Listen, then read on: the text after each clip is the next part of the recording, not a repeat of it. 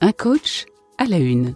Bonjour à toutes et à tous. Aujourd'hui, dans Un coach à la une, nous allons parler de résolution de conflits. Pour cela, j'ai invité le coach et superviseur Benjamin Sylvan, qui a écrit le livre intitulé « Faciliter la résolution de conflits », sorti en janvier 2023 chez Interéditions. Bienvenue, je suis David Marion, coach professionnel.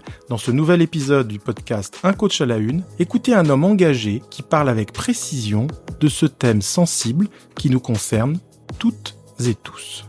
Un coach à la une. Écoutez, un professionnel vous dévoile un élément clé de sa pratique du coaching. Benjamin Sylvan, bonjour. Bonjour David. En quelques mots, comment es-tu arrivé au coaching ?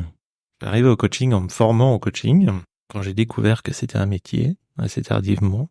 Et en fait, c'était dans le prolongement de ce que je faisais avant. J'ai fait un doctorat de philosophie et puis après divers postes où j'ai été amené à accompagner des personnes, des équipes et des organisations, spécialement du conseil, mais plutôt faire que les personnes puissent trouver leurs solutions. Et puis c'est là, avec diverses rencontres, que on m'a appris que ça pouvait être un métier et que c'était le coaching. Donc je me suis formé au coaching parce que je pensais que, de mon point de vue, j'avais besoin de passer par une formation spécifique pour pouvoir me sentir légitime pour faire du coaching. Et puis je me suis lancé dans l'aventure. Ça fait une petite dizaine d'années maintenant. Alors juste à parler d'un doctorat, c'était quoi le thème de ta thèse ? C'était de la philosophie des sciences cognitives. Je l'ai soutenu en 2005. À cette époque, dans le milieu universitaire, on parlait de sciences cognitives, mais il n'y avait pas de département de sciences cognitives à proprement parler. C'était éclaté entre la philosophie, la psychologie, la linguistique, etc.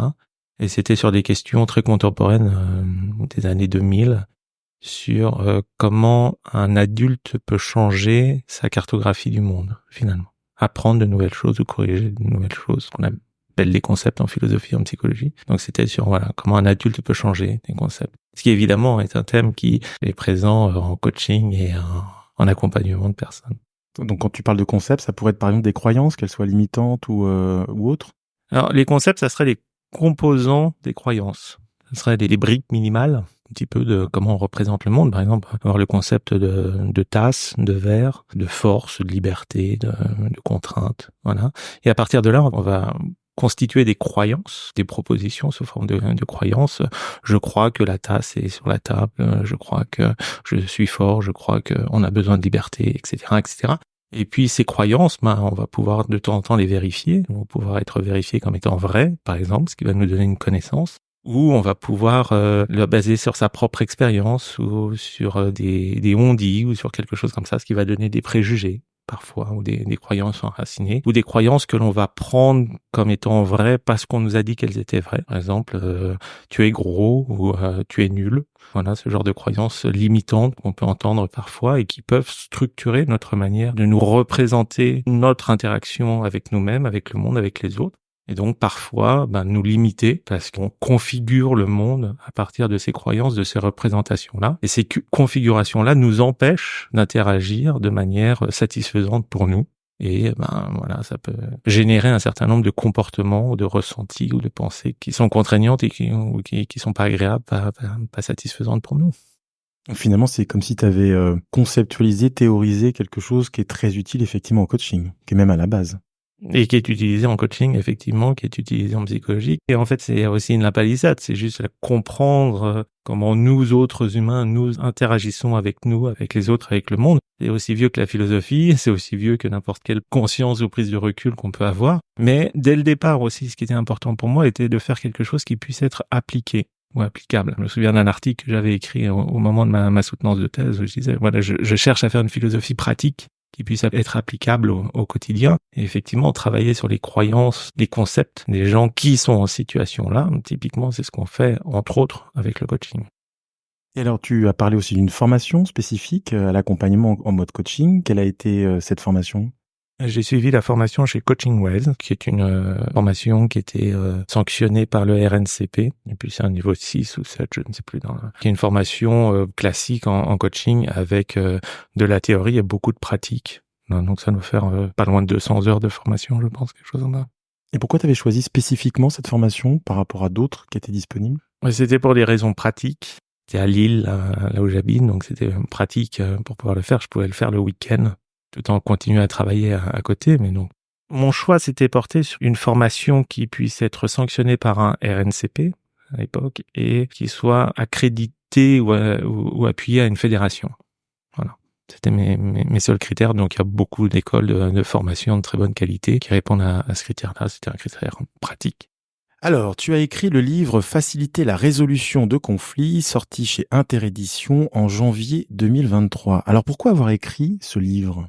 J'ai écrit ce livre parce qu'en étant coach et superviseur, je rencontre beaucoup de personnes qui ont des difficultés avec le conflit, soit directement, soit en accompagnant des personnes qui le sont. Et par ailleurs, je suis négociateur de crise et médiateur de conflit. Donc, j'ai une expérience de terrain, voilà, d'intervention en direct ou d'accompagnement de personnes et d'équipes en amont, pendant ou après des conflits. On me dit en croisant les deux expertises. Donc, c'est un livre qui s'adresse à toute personne qui doit accompagner ou est en mesure d'accompagner une personne en conflit. Donc, que ce soit des coachs, que ce soit des médiateurs, des négociateurs. Et ça s'adresse à des personnes qui vivent des conflits et qui veulent prendre un petit peu de recul sur comment ils le font, par exemple, des managers, par exemple, des dirigeants. Alors, commençons peut-être par une phase de définition. Comment tu définirais simplement ce qu'est un conflit ? Un conflit, c'est un ressenti d'une contrainte qui nous est volontairement imposée par quelqu'un d'autre. Pourquoi je dis c'est un ressenti ? C'est parce que le conflit, c'est quelque chose qu'on va vivre, qui va générer des émotions. C'est une situation où, en fait, nous, on se sent en conflit. Voilà, donc c'est pas une situation objective, c'est une situation vraiment subjective de conflit. Et c'est aussi ce qui fait qu'on peut être en conflit avec quelqu'un sans que l'autre sache qu'on est en conflit avec lui. Voilà, ça peut être un premier cas. Donc, c'est un ressenti d'une contrainte, c'est-à-dire on a l'impression de ne pas pouvoir faire ce que l'on souhaiterait pouvoir faire au moment où on le fait. Du fait de cette contrainte, donc il y a une limitation, il y a une interdiction qui est donnée, on se sent dans un carcan, on se sent limité dans le potentiel que l'on pense, que l'on croit à ce moment-là, que l'on pourrait exprimer. Donc, on a le ressenti de contrainte. Cette contrainte est imposée par quelqu'un d'autre, c'est-à-dire qu'on a un auteur de cette contrainte. On peut identifier, même si c'est de manière générale ou générique, quelqu'un qui nous en veut personnellement. On m'empêche de faire quelque chose, quelqu'un m'empêche de faire quelque chose, et il le fait volontairement. Le fait de pouvoir attribuer un auteur à cette contrainte nous permet de distinguer le conflit de l'accident. Si je voulais me déplacer d'un point à un point B, il y a un rocher qui bloque la route. Si le rocher, on estime qu'il a dégringolé de la falaise et que naturellement, voilà, je dirais que c'est un accident, ça peut être une catastrophe naturelle, quelque chose comme ça. Pas un acte qui est tourné contre nous. Donc c'est juste, je vais devoir contourner le rocher. Maintenant, si j'estime que ce rocher a été mis volontairement par quelqu'un pour entraver mon chemin, là je vais considérer que c'est tourné contre moi. Donc en fait, objectivement, la même situation peut être interprétée comme étant un accident ou comme étant un conflit selon le point de vue qu'on se pose. Et selon le niveau de parano aussi. Selon le niveau d'attribution, voilà, qu'on y met. Donc la paranoïa, c'est un peu l'extrême, mais c'est dans ces directions-là, effectivement. Et comme étant volontairement tourné contre nous, c'est-à-dire que ça nous permet de distinguer le conflit de la maladresse. Quelqu'un pourrait avoir fait tomber le rocher parce qu'il voulait bouger ou je sais pas quoi. Donc volontairement, il voulait faire quelque chose avec ce rocher, mais il ne pensait pas que ça allait obstruer notre passage. Donc à ce moment-là, si on considère que la personne ne l'a pas fait volontairement contre nous, là on va reconnaître que c'est une maladresse peut-être, mais pas un conflit. C'est pour ça que la définition que je donne du conflit dans le livre, c'est le ressenti d'une contrainte qui nous est volontairement opposée. Et donc c'est forcément avec une tierce personne, parce qu'il peut, voilà, le conflit de valeurs, il est avec soi-même, ça peut arriver. Et dans ce cas-là, c'est pas tout à fait la même sémantique, c'est ça ? Oui et non, c'est-à-dire que métaphoriquement, lorsqu'on est en conflit avec une valeur ou un conflit interne, on est en conflit avec une partie de nous-mêmes. Il y a une partie de nous-mêmes qui est en conflit avec une autre partie de nous-mêmes. Donc on peut considérer aussi ce titre métaphorique que on pourrait personnifier ces différentes parties et de dire que une des parties considère qu'elle est entravée par une autre. Donc ça marche aussi de cette manière-là, et ça marche aussi avec des instances qui sont beaucoup plus larges, c'est-à-dire qu'on pourrait dire qu'il y a quelqu'un qui, dans l'univers, a décidé que il allait faire pleuvoir sur ma tête aujourd'hui et que ça allait m'embêter, etc. Donc ça peut être une puissance externe. Ça peut être l'État. Ça peut être l'État, ça peut être la force de la nature, ça peut être quelque chose. Mais à chaque fois, on va le considérer que c'est quelqu'un qui a la capacité d'avoir la volonté de nous imposer quelque chose. Donc il est redevable. Finalement, donc, et c'est parce qu'il est redevable qu'on pourrait lui faire changer d'avis, ce qui va générer la réaction que l'on pourrait avoir au conflit. Est-ce que le conflit est inéluctable en matière d'interaction sociale au sein de l'entreprise? Oui et non. Tout dépend comment on définit le conflit. Le conflit, au sens où on le décrit parfois d'une explosion de violence, d'une manifestation forte, en fait, du conflit, n'est pas nécessaire. C'est-à-dire qu'on peut intervenir avant, et voilà, on n'est pas obligé à chaque fois de casser la table, à chaque fois qu'on est en désaccord avec quelqu'un. Maintenant, que le conflit, au sens de, à un moment, on va se sentir contraint dans notre capacité du fait d'une attribution qu'on attribue à quelqu'un d'autre, oui, c'est assez inéluctable dans l'entreprise comme dans la vie quotidienne. Pourquoi? Parce que l'environnement change, donc voilà. Un matin on se lève, il fait beau, un autre matin on se lève, il fait pas beau, on n'est pas de la même humeur, et voilà. Qu'importe à quelle attribution on peut donner, mais on pourrait considérer que c'est un conflit. Et le conflit aussi est quelque chose d'extrêmement bénéfique parce que en fait c'est une invitation au changement, le conflit. À l'adaptation. À l'adaptation, exactement. Et donc dans une entreprise, c'est sain d'avoir des différences de point de vue, des différences de pensée, de comportement, de réaction. Il est sain aussi de pouvoir les faire dialoguer sans que ça dégénère à un conflit. Donc si on entend conflit par un désaccord ou une discussion, le conflit d'idées par exemple, ou la dispute au sens philosophique du terme, où on va argumenter, on va discuter d'un point de vue, on va brainstormer ensemble. Oui, j'allais dire, non seulement c'est sain que ce soit inéluctable, mais on a besoin de ça. Si tout le monde pense exactement la même chose à chaque moment, ça va être assez vite ennuyeux et il y a peu de chances qu'on arrive à créer de la croissance avec ça. Alors pourtant, dans mon passé, quand j'étais salarié, j'ai souvent constaté qu'un certain nombre de personnes, et notamment les managers, n'aimaient pas du tout le conflit, voire se débrouiller pour qu'il n'y en ait pas ou que ça n'existait pas. De manière un peu magique, ça n'existe pas. Pourquoi ça fait si peur, le conflit? Le conflit fait peur car il peut dégénérer de manière violente. Donc il fait peur parce qu'il peut y avoir des explosions émotionnelles. On n'aime pas trop avoir des émotions fortes, notamment quand elles sont négatives. Et les conséquences du conflit, c'est une potentielle dégradation de la qualité relationnelle. C'est-à-dire que un conflit qui n'est pas résolu va générer du ressenti. On va commencer à compter les points. On va commencer à faire des listes de machin, des j'ai droit, j'ai pas droit, tu m'as fait ça, etc. Donc à constituer, à faire enfler en fait la situation. Et à un moment, ça dégénère et ça peut dégénérer jusqu'à de la violence physique, verbale ou quelconque. Et ça, on n'aime pas. On n'aime pas. Et ne pas aimer, l'une des réactions à ça est souvent de passer sous le tapis. De faire comme si ça n'existait pas. On voit bien qu'il y a quelque chose, mais comme je sais pas, on va contourner, on va dire que c'est pas grave.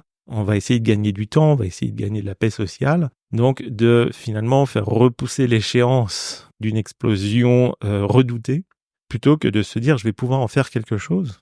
Et en fait, cette énergie qui s'accumule dans le conflit, si elle n'est pas canalisée, elle va chercher à sortir à un moment et ça va faire un volcan, ça va exploser. Et d'un autre côté, si on arrive à canaliser en fait cette énergie, on peut en faire de la géothermie. On peut utiliser toute cette puissance pour en faire quelque chose qui nous est bénéfique, qui nous est positif. Est-ce qu'il n'y a pas une confusion aussi entre la colère et la violence, qui n'ont quand même rien à voir? La colère n'a pas besoin de se transformer en violence. La violence, c'est un petit peu le dernier recours d'une expression qui n'a pas trouvé à être canalisée. C'est quelqu'un qui s'est cornérisé. On rencontre beaucoup ça en négociation de crise, où quelqu'un sait très bien que son comportement n'est pas adapté, mais il n'arrive pas à imaginer comment se comporter différemment à ce moment-là, donc il explose. La colère, c'est aussi pouvoir se positionner par rapport à des valeurs, à des idées, à des croyances, et de se dire je suis pas d'accord avec. Mais là aussi, on peut le dire d'une manière qui est constructive, où on peut se laisser déborder ça et exploser et finalement tout casser. Et finalement, il reste pas grand-chose à la sortie. Donc ce que j'entends finalement, c'est que c'est l'anticipation potentiellement dramatique du conflit qui incite un certain nombre de personnes en entreprise à essayer de les éviter au maximum. Et une anticipation qui n'est pas pensée comme étant une préparation d'action. Anticiper le scénario du pire, c'est mon métier en tant que négociateur de crise ou médiateur de conflit. On va imaginer les scénarios, on va dérouler les scénarios et se dire voilà ce qui pourrait se passer, on n'a pas envie qu'il se passe ceci ou cela et donc on va essayer de mitiger. Anticiper, c'est faire comme une expérience de physique en fait. Si vous voulez savoir si le mélange que vous êtes en train de produire va faire une explosion qui va détruire la Terre, Vous pouvez le faire en mode expérience dans un milieu confiné où vous allez mesurer, etc., les impacts. Avec des petites quantités. Avec des petites quantités ou avec des simulations ou avec quelque chose pour se dire voilà ce que ça pourrait donner. Mais dans un milieu qui est maîtrisé, qui est un milieu hypothétique. C'est-à-dire que les conséquences que vous aurez dans l'hypothèse ne sont pas des conséquences qui auront des conséquences dans la réalité. Ça, on peut le faire en anticipant, en travaillant, en préparant ces négociations ou en intervenant sur les négociations. Ne pas faire ça ou le faire sans aller jusqu'au bout, le faire semblant, c'est prendre le risque de faire l'expérience en vrai. Que ça s'envenime. Que ça s'envenime et que tout explose finalement et de se dire, bon, c'est pas là qu'on voulait aller. Alors peut-être aussi encore en sémantique, faire la différence, si tu veux bien, entre la résolution de conflits et la gestion de conflits. L'expression gestion de conflit est assez communément utilisée.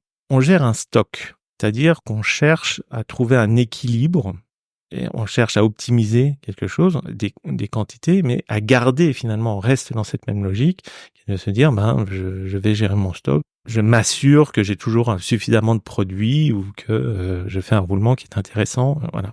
Et donc finalement, on garde le stock. Gérer un conflit, c'est garder le conflit. C'est interagir à l'intérieur, donc on va bouger, généralement c'est un rapport de force. C'est ce qu'on entend dans une approche gagnant-gagnant, gagnant-perdant. On reste dans une approche économique du conflit, mais qui ne le résout pas, qui fait juste déplacer les mesures d'un côté ou de l'autre d'une barre, quelle qu'elle soit en fait. Résoudre le conflit, c'est le dissoudre. C'est faire qu'une fois que on a agi pour que la résolution est là, finalement, il n'y a plus de conflit. Comme une solution dissout un problème, une fois qu'on a la solution, le problème ne se pose plus. Et donc, l'idée de la résolution de conflit est de se dire, on va dépasser quelque chose qui crée un différend à un moment donné, pour, de l'autre côté du différend, il n'y ait même plus la place pour l'imagination de ce différend. Concrètement, ça donne quoi? Des personnes qui ont trouvé un accord dans une résolution de conflit, qui ne sont plus en conflit, bien souvent me disent, mais en fait, maintenant, c'est même plus ce qui posait problème, en fait. On n'arrive même plus à comprendre comment on ne pouvait pas être d'accord. Voilà, parce que c'est un changement de paradigme, la résolution de conflit. Gérer un conflit, c'est gagner du temps, et c'est en fait rentrer dans ce que j'appelle la logique du pour et du contre. C'est la dialectique du maître et de l'esclave de Hegel, c'est-à-dire que tu me tapes dessus parce que tu me contrains et pour l'instant, j'ai pas de quoi résister, donc je fais oui, oui, oui. Et puis, en fait, je suis en train de gagner du temps pour me renflouer et refourbir mes armes. Et une fois que je les ai, je vais tenter de me venger, de faire payer. Et puis il y a une dynamique qui rentre là. Ça, c'est la gestion du conflit. Résoudre le conflit, c'est se dire et qu'est-ce qui se passerait s'il n'y avait plus de conflit? Ça serait comment après le conflit? Donc finalement, gérer le conflit, c'est l'entretenir à plus ou moins brève échéance. Oui, ouais. Et c'est pour ça que les managers ont raison d'avoir peur quand ils ne savent pas faire. Peut-être qu'ils ont conscience qu'ils sont juste en train de gérer. Et c'est pour ça que cette échéance, à un moment, ça avait explosé, devient quelque chose d'inévitable. Alors que quelqu'un qui résout le problème, finalement, on a désamorcé la bombe et elle n'explosera plus. Et les parties prenantes peuvent travailler normalement par la suite. Oui. Sans forcément être les meilleurs amis du monde, mais en tout cas en ayant trouvé un terrain d'entente qui leur permet de collaborer normalement. Ou pas. C'est-à-dire ça aussi, c'est important. Dans la résolution de conflit, il faut accepter que potentiellement, il y ait un accord sur le désaccord. L'accord sur le désaccord, c'est mettre en pause le conflit. C'est-à-dire pour l'instant, on n'a pas les moyens de le résoudre, on n'arrive pas à le résoudre, donc on se met d'accord pour... C'est pas le gérer, c'est-à-dire on cherche pas à trouver un compromis là, on est d'accord pour dire qu'on le traitera un peu plus tard, mais entre-temps, on le nourrit pas plus. Qui est une façon de faire aussi, hein. Qui est une façon de faire et qui est une façon de faire très saine, par exemple, qui est de se dire, là, on n'y arrive pas, on va aller demander à un tiers de nous aider. La résolution de conflits, l'une des portes de sortie, c'est de se dire, on a trouvé un accord qui est satisfaisant pour tout le monde. C'est-à-dire, chacun individuellement est satisfait et collectivement, nous sommes satisfaits. Là, non, on va pouvoir collaborer et faire avec. L'une des issues possibles aussi du conflit est de se dire que l'une des parties prenantes, voire toutes les parties prenantes, se rendent compte que ce conflit, ce qui pose problème, cette relation qui n'est pas satisfaisante pour elles, finalement ne les intéresse pas. Et de se dire, mais j'ai pas besoin de ça.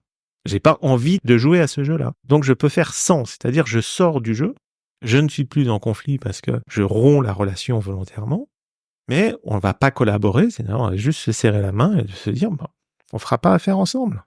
Et puis on va s'arrêter là. Ce qui peut être sain, ce qu'on rencontre dans la vie, des couples qui se séparent, on n'est pas obligé de se foutre sur la gueule. Alors, comment sécuriser la résolution de conflits? Autrement dit, quel est le cadre pour que ce soit possible, pour que ça puisse émerger, cette résolution? Le cadre va être de construire ou de trouver un terrain d'entente possible. Ce terrain d'entente, le plus simplement, celui qu'on va rencontrer, on va le travailler par le dialogue. On peut aussi le travailler par l'action, ce qui est plus rare. Mais on va essayer déjà d'avoir un cadre où chacun va pouvoir exprimer son point de vue. Comme je disais, le conflit est un ressenti, donc c'est un point de vue subjectif. Et donc, que chacun puisse au moins faire part de sa manière de ressentir les choses. Donc, de pouvoir dire ce qui compte. Ne serait-ce de pouvoir le dire et de pouvoir être entendu pour ça. Bien souvent, ça peut suffire à changer un point de vue. Et c'est juste de se dire, exprimer différents points de vue va permettre, sans les discuter, sans y répondre, parce que le conflit, finalement, c'est un ping-pong. On critique comme étant objectif ce que la personne pose comme étant un ressenti. Donc, ça fait des interprétations d'intentions, d'interprétations qu'on assimile, etc. Enfin, ça fait un espèce de micmac qui ressemble pas nécessairement à quelque chose de très réaliste assorti. Et donc, simplement, de pouvoir le poser dans un cadre où on ne va pas le juger, mais simplement le déposer. Et après, une fois que c'est déposé, de pouvoir le discuter, va créer un espace où finalement, chacun va avoir sa place avant même qu'on détermine quelle relation ou interaction on va avoir. Ça, c'est un terrain possible d'entente. Et une fois que le matériau est déposé, on va pouvoir ensemble commencer à savoir quelle relation on souhaite avoir à partir de là, qu'est-ce qu'on garde pas, qu'est-ce qu'on corrige, qu'est-ce qu'on amende, etc. Et là, on va pouvoir constituer un objectif commun, des projets communs, etc. Mais le plus important va être ce cadre d'un espace d'accord possible que l'on va construire. Et comme c'est pas nécessairement évident de le faire, c'est là où se faire accompagner par des professionnels, que ce soit des coachs, des médiateurs, des négociateurs, peut être utile. Alors, à vrai dire, Benjamin, j'ai prévu une autre question, mais il me semble qu'elle est redondante. La question suivante, c'était quelle est l'attitude propice à la résolution d'un conflit? Elle n'est pas redondante, parce que là, on a posé, le cadre d'un espace possible, d'entente possible, c'est un cadre qui est objectif, j'allais dire, quelque chose qu'on pose en troisième personne. Maintenant, la posture, ça va être la posture des parties prenantes, des personnes à l'intérieur de cet espace-là. Quelle doit être la posture de chacun et effectivement, et comment tu les accompagnes, les différentes parties, à pouvoir, je ne sais pas si on parle de négociation, mais en tout cas interagir sainement? La plus grande difficulté que je rencontre sur le terrain, mais que vous rencontrez probablement dans votre quotidien ou dans vos interactions le plus simplement. Donc là, tu parles aux auditeurs, c'est ça?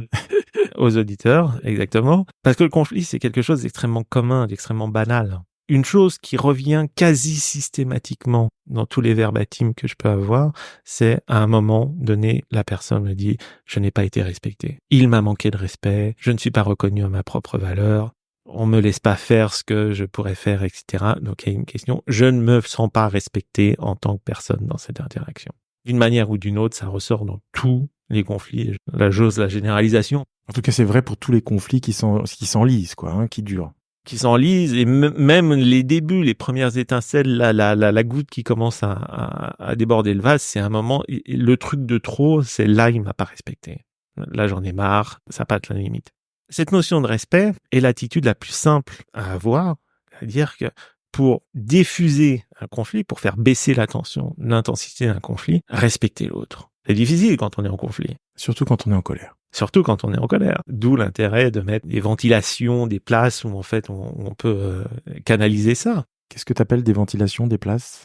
La colère, par exemple, c'est une émotion qui va être légitime. Ce qui n'est pas légitime, ça va être l'expression qu'elle peut prendre si elle est violente ou essayer de tourner contre l'autre. Donc, quelqu'un en colère, on peut lui faire courir autour du quartier le temps qu'il se repose. Je sais que j'ai besoin de dormir quand je suis en colère, d'autres ont besoin de manger, d'autres ont besoin, de répondre à un besoin, mais qui est de dire, au lieu de taper dans le mur ou contre la personne en face, qu'est-ce que tu peux faire de cette énergie qui monte, voilà. Comment l'externaliser sans impliquer qui que ce soit, finalement? Ça peut être crier, en effet, ça peut être courir, ça peut être danser, ça peut être plein de choses. Ça peut être plein de choses, ça peut être écouter de la musique, mais quelque chose qui fait que cette énergie-là, on va la focaliser sur autre chose et la canaliser, comme je disais tout à l'heure, la géothermie, on peut en faire une explosion comme on peut en faire de la chaleur. Ça va être respecter l'autre. Imaginez-vous ces moments où vous vous sentez respecté.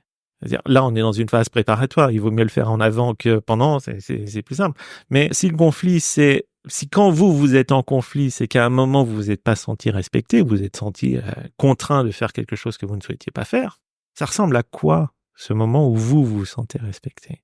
Dites-vous que votre interlocuteur avec qui vous êtes en conflit, c'est cet espace-là dont il a besoin. Donc c'est respecter l'autre et c'est surtout lui laisser de l'espace. L'écouter, ne pas l'interrompre quand il nous donne sa version, même si on n'est pas d'accord avec. C'est dire, voilà, tu t'es exprimé, très bien. Alors, c'est une forme de ventilation, de pouvoir dire son point de vue et être écouté.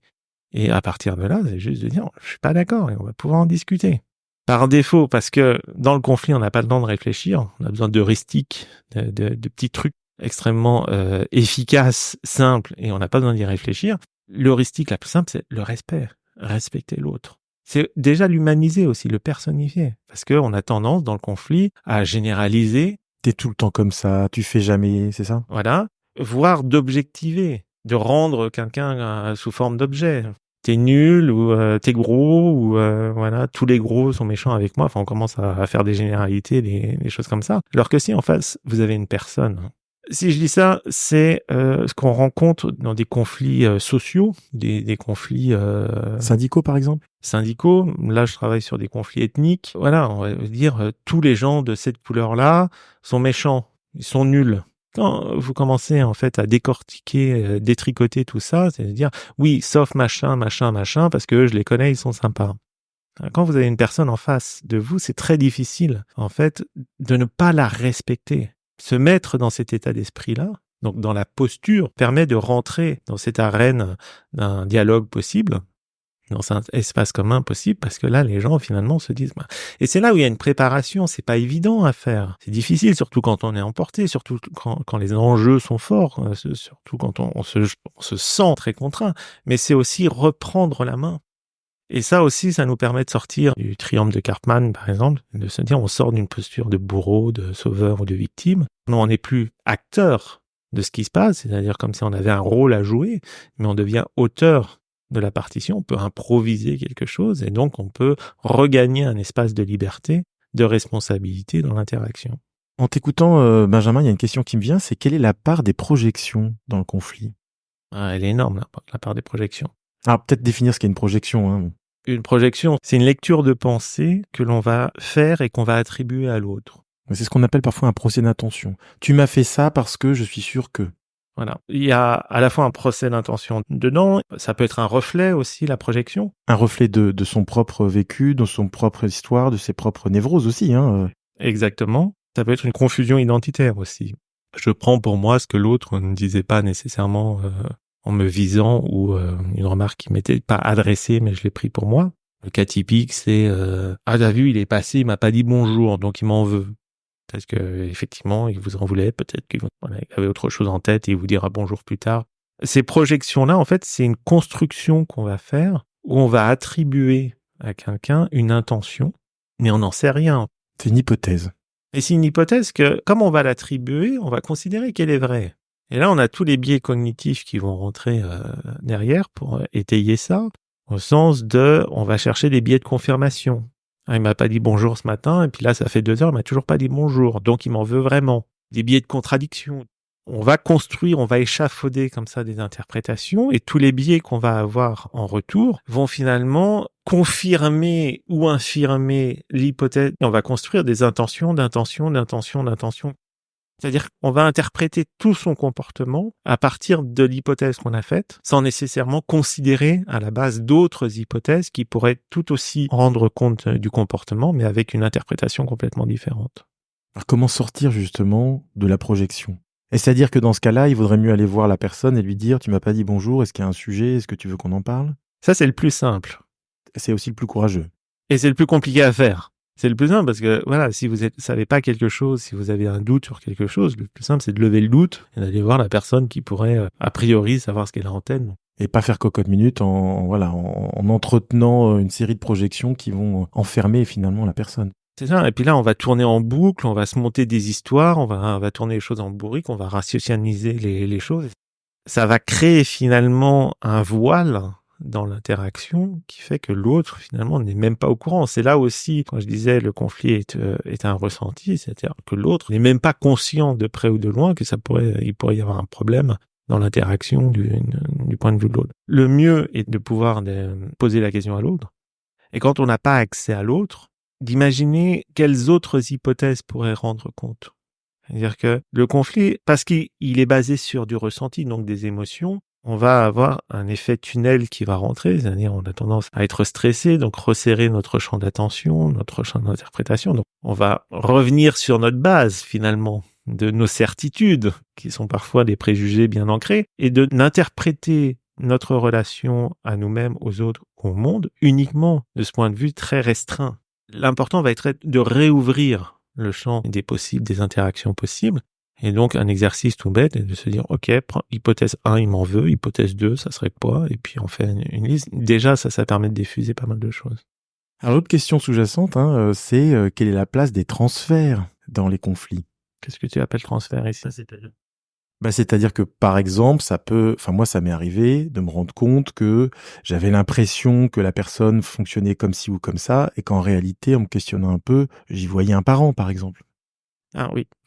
Donc ça rejoint la notion aussi de projection, de reflet. Mais en la personnalisant un petit peu plus, c'est se rendre compte qu'en réalité, on attribue à l'autre des comportements en lien avec un comportement d'un parent, d'un frère, d'une sœur, etc., ou d'un ami, qui n'a rien à voir avec le schmilblick, rien à voir avec la situation.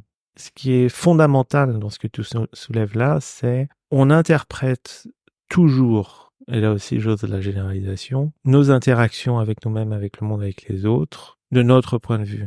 Tout le monde voit midi à sa porte. Et donc, on arrive avec notre propre bagage, notre propre histoire, notre propre vécu. Et donc, on va essayer de se raccrocher. Un conflit, c'est une situation conflictuelle. C'est quoi? C'est une situation que l'on ne comprend pas parce qu'on ne sait pas quoi faire de pertinent là-dedans. On va le vivre avec toutes les émotions qui vont émerger là-dessus et on va essayer de l'interpréter par-dessus avec les éléments qu'on a. Donc, c'est des éléments de notre histoire personnelle, de notre culture personnelle, etc. Et là, effectivement, si on prend pour argent comptant notre interprétation, on se dit, le monde doit fonctionner comme ça. C'est rassurant parce que je sais l'expliquer, j'en donne une histoire, donc je fais le transfert, donc en fait, s'il agit comme ça, et comme faisait mon père, donc je vais réagir comme ça, ou il se prend pour mon père, ou je sais quoi. Donc c'est à la fois très rassurant, mais finalement, ça colle de moins en moins avec la spécificité de la situation réelle qu'on est en train de vivre. Justement, parce qu'on n'avait pas les clés de lecture au départ. Donc l'important là-dedans aussi va être d'en faire moins, d'essayer de conserver cette interprétation-là, parce que c'est la nôtre, elle est riche, elle a un sens pour nous, mais aussi de se dire, celle-là n'est pas suffisante pour rendre compte de la situation. Donc, qu'est-ce que je peux enrichir? Qu'est-ce qui ne va pas là-dedans? Ou quelle autre interprétation complètement différente il pourrait y avoir là-dessus? Donc, c'est de prendre du recul. L'outil qu'on va faire, on va faire du méta là-dessus. On va essayer de cartographier les intentions, les positions de chacun pour se dire, voilà le point de vue, c'est quoi les autres points de vue? Voilà, comme c'est subjectif, en prenant une autre paire de lunettes, en changeant de point de vue, qu'est-ce que ça donnerait? Donc parfois, simplement, faire changer de position autour d'une table des interlocuteurs peut faire changer les choses. C'est-à-dire que lorsque je suis en conflit, j'ai tout intérêt à me méfier ou en tout cas à questionner mon système de valeurs, ma représentation du monde pour rester ouvert à tous les possibles. Ce qui n'est pas simple. Pour résoudre le conflit, oui. Et c'est là où le conflit est une opportunité. Une opportunité de grandir, d'apprendre des choses, de découvrir des choses, considérer une autre hypothèse. Donc on va réouvrir le champ complètement du possible. Donc pour la résolution du conflit, oui. Alors, ce que je te propose maintenant, c'est peut-être d'aborder les différentes formes d'accompagnement permettant de résoudre les conflits. Donc, quand tu interviens, toi, quand on fait appel à toi, c'est en général dans quel type de situation et sous quelle forme? Il y a beaucoup de formes pour résoudre les conflits. Il y a des formes armées, quand on parle de conflits géopolitiques. Ça, c'est extrême, mais ça arrive. Il y a une approche judiciaire de résolution de conflits. La force publique. La force publique, les tribunaux. Il y a des formes contractuelles, et donc les clauses aussi de non-respect de contrat, etc. Vous avez aussi des conflits entre voisins, où ça va être la médiation d'un autre voisin entre deux. Donc ça peut prendre beaucoup de formes différentes. Mais alors en entreprise? Alors en entreprise, moi quand j'interviens en tant que négociateur de crise, c'est-à-dire quand je n'ai pas accès qu'à une des parties prenantes, ou en tant que médiateur lorsque j'ai accès à l'ensemble des parties prenantes, ou en coaching lorsque j'ai accès à une partie prenante qui, elle, va négocier ou faire de la médiation ou en supervision, etc. La forme que ça prend, c'est une forme qui n'est non judiciaire. Donc ça fait partie des formes alternatives de résolution de conflits. Et ça prend la forme d'accompagner les personnes, les équipes, les organisations à se mettre d'accord sur leurs problèmes. C'est-à-dire sémantiser, verbaliser? Verbaliser. J'aime bien les titiller un petit peu à chaque fois en disant c'est quoi le problème? Et le problème, évidemment, est rarement celui qui est exposé, qui est formalisé, qui est posé sur la table. C'est aller chercher donc les valeurs qu'il y a derrière, l'espace conceptuel, sous quelle forme ça fait problème. Et bien souvent, le problème est entre des espaces de représentation. Ces notions de bisection de plans d'interprétation, c'est-à-dire que les interlocuteurs, en fait, ne parlent pas du même monde, la même représentation du monde. Il y a des différences, des divergences qui sont ressenties, mais qu'on a du mal à pointer ou à clarifier, à exposer. Donc, l'un des grosses phases dans l'accompagnement, que ce soit en entreprise, en individuel, ça va être de clarifier le problème, c'est-à-dire c'est quoi qui fait problème, de pouvoir le problématiser. Quand je dis ça prend du temps, ça prend à peu près 80% de l'accompagnement. C'est énorme. Dans pas mal de cas, une fois que le problème est clair pour tout le monde, il y a un effet un peu eureka qui est de dire ah ouais, maintenant on sait ce qu'on cherche, donc on sait où le trouver. Oui, ça fait penser à la citation d'Einstein, hein. Si on me pose une question, j'ai passé 90% du temps à définir le problème et le reste du temps, je le passerai à trouver une solution. Et c'est un vrai travail. Alors c'est un travail de sémantique, mais c'est un travail aussi de toutes les représentations qu'il y a derrière, enfin, sémantique au sens fort du terme, c'est-à-dire l'espace de validation de la proposition et non pas simplement la forme qu'elle prend.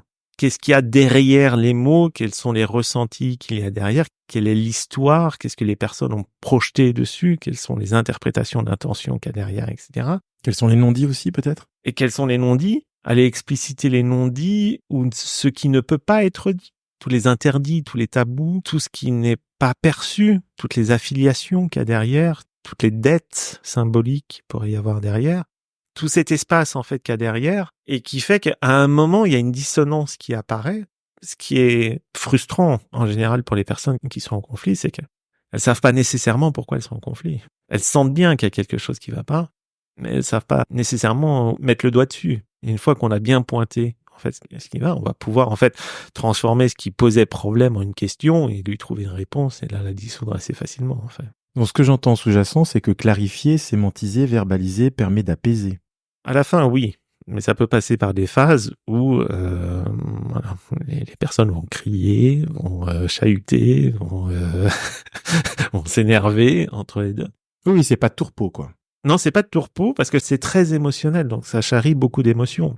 Je me souviens d'une intervention dans une entreprise, un conflit social assez classique, mais avec beaucoup de ressentis, beaucoup de frustration, etc. On a passé 4 heures à faire un tour de table où ça vidait le sac, en fait. Et ça criait, et il y avait tous les noms d'oiseaux qui passaient, etc. Enfin, il y avait une violence verbale, émotionnelle très forte, mais qui était canalisée. Et donc, une fois qu'on a déchargé ça, on a moins ce bagage-là, donc on peut discuter de manière un petit peu plus apaisée. C'est le fait de manière professionnelle, c'est-à-dire cadrer les excès, de pouvoir le mettre dans un cadre où tout ce qui va être déposé va pouvoir être utilisé d'une manière constructive en vue d'une résolution du conflit. Donc, il y a un besoin de crever l'abcès dans un premier temps. Il faut crever l'abcès, il y a quelque chose à faire ressortir. Et ce que j'aime bien dire, dans mon accompagnement, j'ai tendance à enlever des choses, à enlever ce qui perturbe, enlever les cailloux dans la chaussure, plutôt que de rajouter quelque chose. Parce que dans le conflit, bien souvent, c'est qu'il y a trop de choses qui n'ont rien à voir avec le schmilblick, mais qui se sont accumulées, qui ont été charriées, et qu'à un moment, ça bouche, ça obstrue, on n'y voit plus en fait. Et à un moment, il faut ranger la chambre, quoi. Alors Benjamin, est-ce que tu peux nous expliciter la méthode de résolution de conflit en quelques mots? L'idée n'étant pas, évidemment, de remplacer la lecture du livre, mais peut-être donner un petit peu d'éléments de compréhension de comment ça fonctionne concrètement. Concrètement, la méthode telle que je l'expose dans le livre et la méthode que j'utilise en médiation et en résolution de conflit, ça va être d'analyser la situation, d'en faire la cartographie des parties prenantes, d'en faire des scénarios d'évolution défavorables, et d'en faire une stratégie de construire ensemble. C'est en gros la grosse grille qu'on utilise en gestion de crise, pour le coup, parce qu'on gère une crise, et en résolution de conflit. L'idée, ça va être de commencer par ce gros travail. C'est quoi le problème? Qu'est-ce qui est amené? Qu'est-ce qui fait face dans cette situation? Ça va être une première phase d'analyse de cette situation. Cette phase-là, du coup, ça marche comment? C'est-à-dire que tu interroges les différentes parties prenantes individuellement, ou quand c'est un groupe, est-ce que tu réunis tout le monde pour essayer de faire parler? Comment tu fonctionnes? Ou t'interviens juste avec le donneur d'ordre pour qu'il te donne des indications? Ou un peu tout ça? Un peu tout ça, ça dépend de la situation. Quand j'interviens sur une situation à chaud, c'est une situation qui est très dégradée. Qui est souffrante pour tout le monde? Elle est souffrante pour au moins une bonne part des personnes, si ce n'est pour tout le monde. Bien souvent, il y a une notion d'urgence, parce qu'on a bien attendu le dernier moment et la marge de manœuvre est assez restreinte après. Elle est très incertaine, c'est-à-dire il y a beaucoup de choses qui arrivent et en fait, on n'a plus de grille de lecture. Et il est très émotionnel. Donc on a beaucoup de bazar là-dedans. D'où l'intérêt aussi d'arriver de manière très candide. Bien souvent, c'est l'éléphant au milieu de la pièce que personne ne voit plus. Et en arrivant détaché, en fait, on peut mettre le point en disant « Et ça, qu'est-ce que ça vient faire ici ?» C'est-à-dire, en fait, candide, c'est-à-dire un peu comme un marginal séquent. C'est-à-dire que tu viens avec de l'humilité, du questionnement, une sorte de détachement, en effet, qui permet de faire en sorte que les gens se confient à toi. Je ne sais pas si se confier, qu'ils osent parler. Donc la relation de confiance est capitale. Moi, je suis pas partie prenante, au sens je suis pas impacté par les conséquences de ce qui pourrait se passer. Ce qui permet aussi, parfois, de mettre les pieds dans le plat. Et ce qui permet aussi de pointer sur ce qu'une troisième personne peut voir de la situation et ce que les personnes en disent. Tout ce qui est de l'ordre de la valeur ou de l'histoire, par exemple. En troisième personne, c'est pas nécessairement visible dans la situation. Donc ça permet aussi de reclarifier un petit peu des sous-entendus ou des choses qui sont évidentes pour les personnes en conflit et qui ne le sont pas. Ça permet aussi de prendre du recul, de faire prendre du recul. Et une stratégie que moi j'aime bien utiliser, c'est de prendre au pied de la lettre ce que disent les gens. Pour argent comptant. Pour argent comptant. Je vais dire, ok, tu me dis ça. Ok. On va considérer que c'est vrai. Et on va discuter ça. Donc ça, c'est la première étape. C'est la première étape, ça va être de clarifier qu'est-ce qui appartient ou pas à la situation, qu'est-ce qui est important ou pas pour la situation, et pour arriver, in fine, à se dire en quoi cette situation est problématique. Et donc, évidemment, en quoi elle est problématique pour vous. C'est votre problème, c'est votre crise, c'est pas la mienne. Donc, qu'est-ce qui vous pose problème là? Et qu'est-ce qui fait que pour vous c'est conflictuel? C'est-à-dire, il y a un enjeu émotionnel qui fait que vous aimeriez faire autre chose et vous vous sentez contraint de ne pas pouvoir le faire. Mais simplement, en posant la question parfois, et de dire, bon, imaginons que le conflit soit résolu. Coup de baguette magique. Il se passe quoi? C'est quoi une situation satisfaisante, apaisée pour vous? La réponse n'est pas nécessairement évidente, hein. Et parfois, il faut accompagner les gens à dire, mais c'est quoi faire la paix pour vous? Là, il n'y a plus de conflit. Il n'y a plus de problème, etc. Vous avez gagné, perdu, qu'importe. En fait, il n'y a plus de conflit. C'est quoi le coup d'après? Ça permet déjà de prendre du recul, prendre de la hauteur, de distinguer les intérêts personnels, collectifs, la demande, les enjeux qu'il y a derrière. Et donc ça va être aussi dans la deuxième phase. Ça va être la cartographie des parties prenantes, qui est impliquée directement ou indirectement, et quels sont les enjeux de ces parties prenantes. Qu'est-ce qui pose problème pour elles? Parfois, on s'en rend pas nécessairement compte. Mais des fois, il y a des jeux d'influence aussi. Hein. Il y a souvent des jeux d'influence. Sur ton entreprise. Il y a des conflits qui sont parfois entretenus, voire fomentés pour essayer de déstabiliser telle équipe. Là aussi, ce qui me paraît important quand on accompagne un conflit, c'est de considérer que peut-être la situation conflictuelle est la moins pire des interactions possibles. De se dire, oui, pour l'instant, vous êtes en conflit, mais ça vous permet d'éviter de vous foutre sur la gueule. La résolution du conflit, c'est que peut-être vous perdez les 3/4 de vos collaborateurs, ou bien tout le monde travaille dans une situation dégradée, mais c'est moins pire pour tout le monde. C'est d'être très naïf, c'est-à-dire de n'hypothéquer aucune issue possible, de ne pas rajouter un conflit au conflit, c'est-à-dire ne pas imposer un point de vue, une interprétation, une solution à quiconque. Alors que bien souvent, parfois, ils cherchent, c'est-à-dire les personnes en conflit viennent trouver ou viennent voir des médiateurs parce qu'ils cherchent des solutions, ils cherchent en fait un consultant. Ils cherchent à sortir de cette situation. Non, ils cherchent à ce qu'on les sorte de la situation. Ce que j'entends, c'est que la guerre des tranchées, ça peut être un mode d'entretien du conflit, la moins pire des solutions quand on n'en a pas une autre, quand on n'en trouve pas une autre. Un mode de mettre en pause le conflit. Donc ça, c'est la phase 2, la phase effectivement dans laquelle les différentes parties prenantes, tu cartographies les différentes parties prenantes. Et c'est quoi la suite? Ensuite, c'est de se dire, une fois donc qu'on a décortiqué un peu la situation initiale et la position des différentes parties prenantes par rapport à cette situation-là, d'imaginer ce qui pourrait se passer. Ce qu'on appelle les scénarios d'évolution, qu'ils soient favorables ou défavorables. On va lister l'histoire de Et demain, ou le coup d'après, ça pourrait être quoi? Et là, on liste tout. Qui va, les Martiens débarquent et ça simplifie tout. Au miracle, on se fout sur la gueule, il y a une résolution possible, etc. Et là, on va faire une espèce de brainstorm où cette phase-là est très importante parce qu'elle est très cathartique.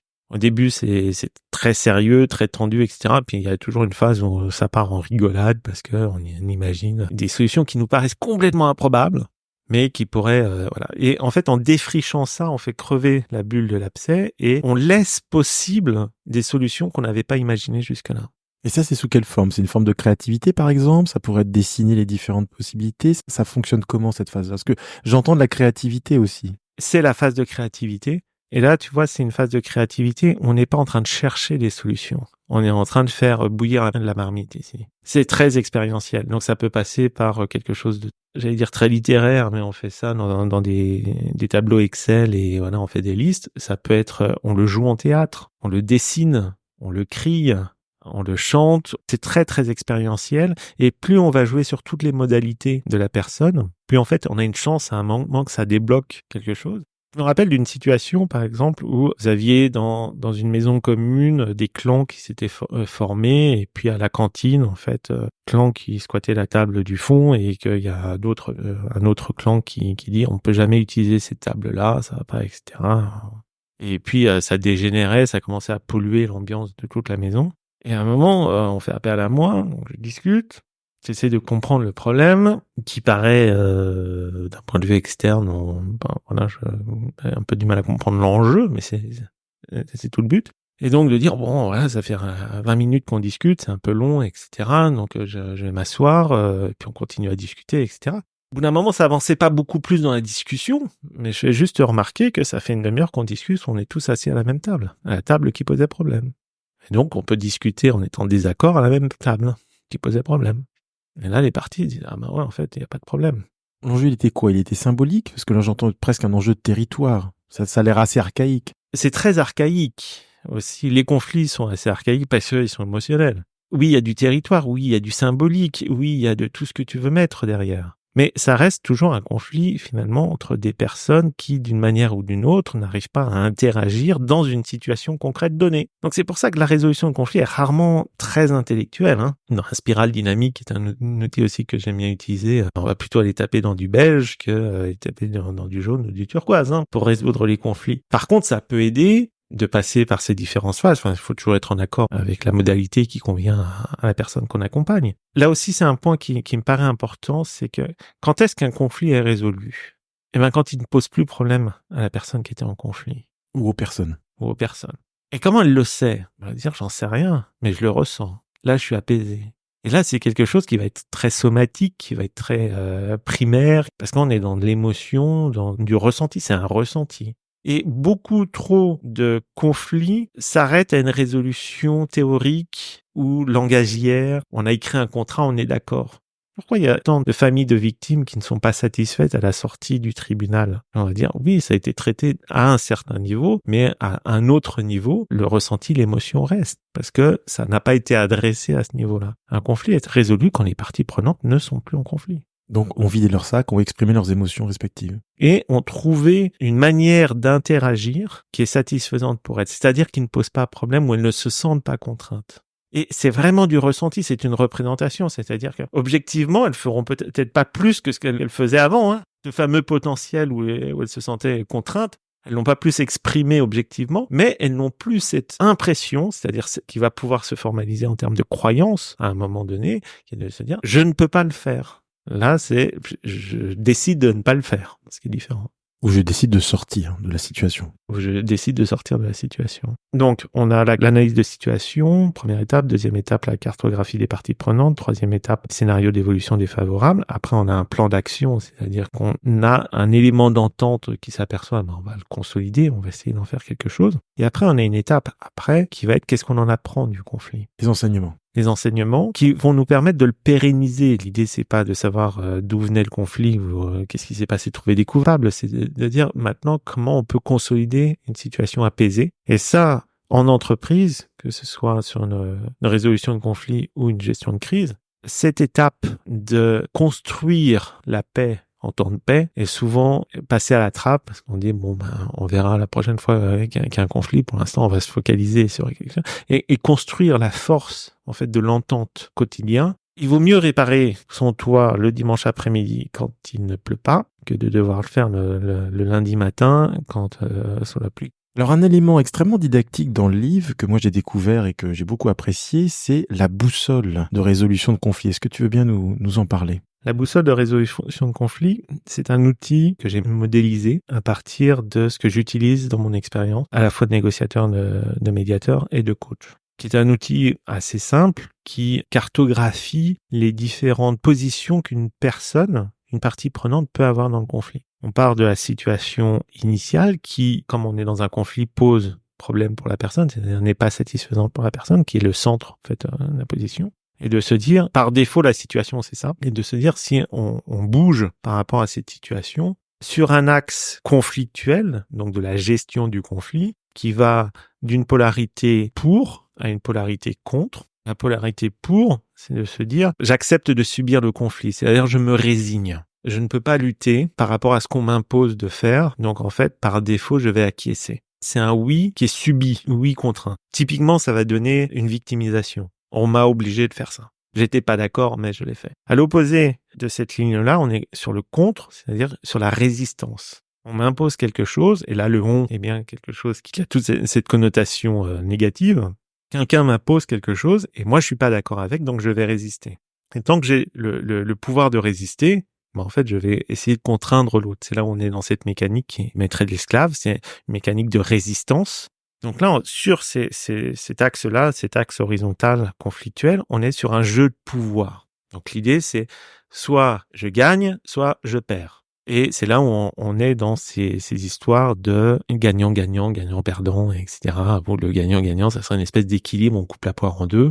Mais quand vous avez un couple qui se déchire et qui nous disent on va se partager l'enfant, ok, qui prend le haut, qui prend le bas, quoi. Est-ce que c'est ça, en fait, la résolution que vous avez imaginée? De faire passer la personne sur la polarité du pour ou du contre permet déjà de ressentir pour elle le point de vue que ça fait de se résigner ou de résister. La boussole, maintenant, a un axe vertical qui va du sans ou au avec. SANS, hein. SANS, oui. SANS. C'est faire sans, c'est-à-dire, est-ce que ce conflit est essentiel pour moi? Est-ce que ce problème est important pour moi? Est-ce que j'ai besoin de le résoudre? Est-ce qu'il fait sens pour moi? Est-ce qu'il fait encore sens pour moi? Et parfois, on peut se rendre compte que non, finalement, je m'en fiche. Quelle que soit l'issue du truc, j'en ai rien à faire parce que j'ai plus d'enjeu, j'ai plus d'intérêt à ça. Et c'est aussi important de parfois délaisser des boulets qu'on traînait pour se dire, j'en ai plus besoin, en fait. Ça peut être aussi quelque chose d'important. À l'opposé de ça, c'est faire avec dans tous les sens du terme. C'est-à-dire que faire avec, c'est faire avec le boulet.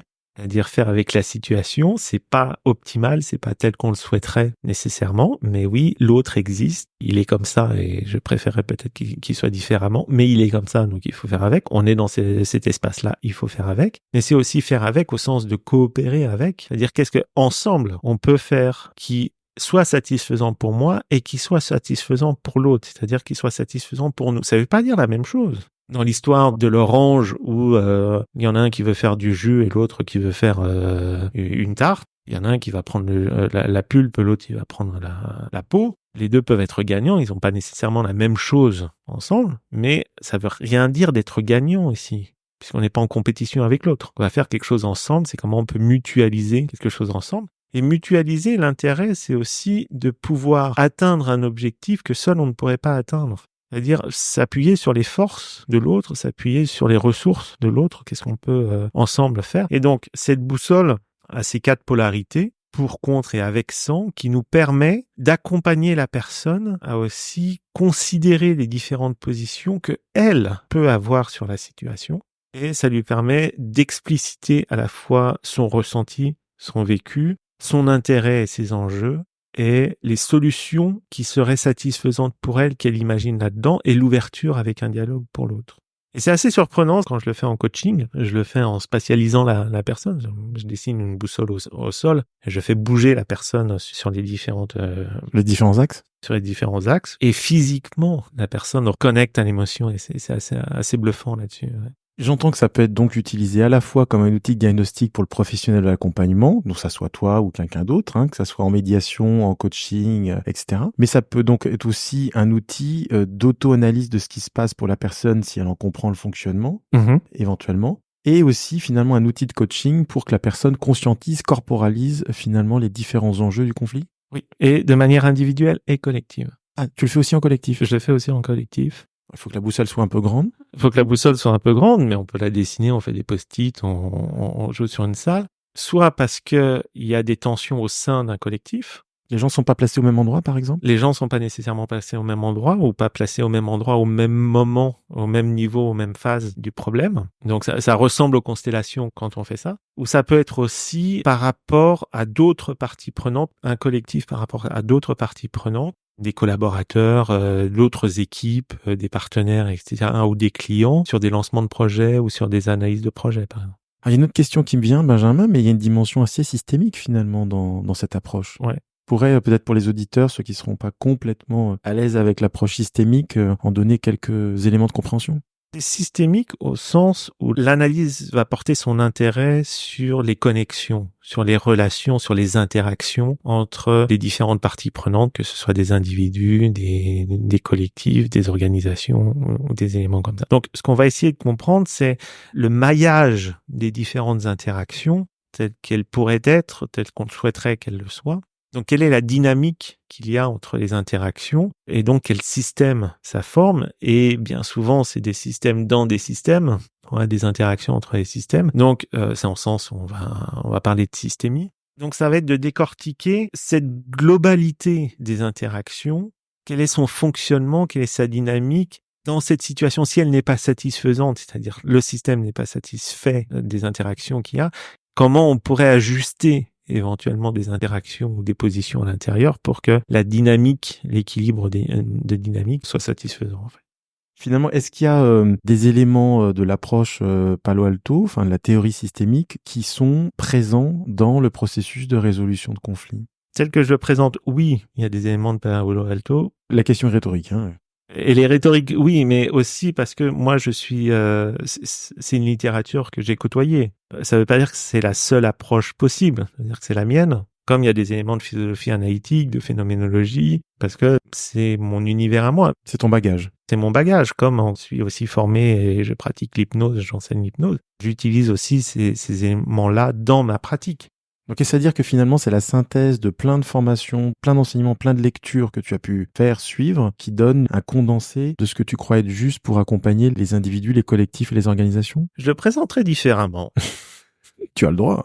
Parce que oui, ça peut être présenté comme ça. Là, ce que j'ai essayé de faire dans le livre, c'est plutôt de partir d'une pratique. Ma pratique de résolution de conflits en négociateur ou en médiateur et ma pratique d'accompagnant dans la résolution de conflits en tant que coach ou en tant que superviseur.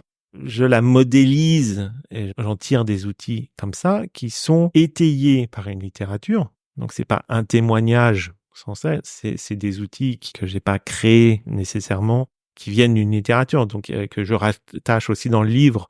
Il y a toute une partie où, pour moi, c'était important de le rattacher à la conception philosophique qu'il y a derrière et aux différentes idées qu'il y a derrière.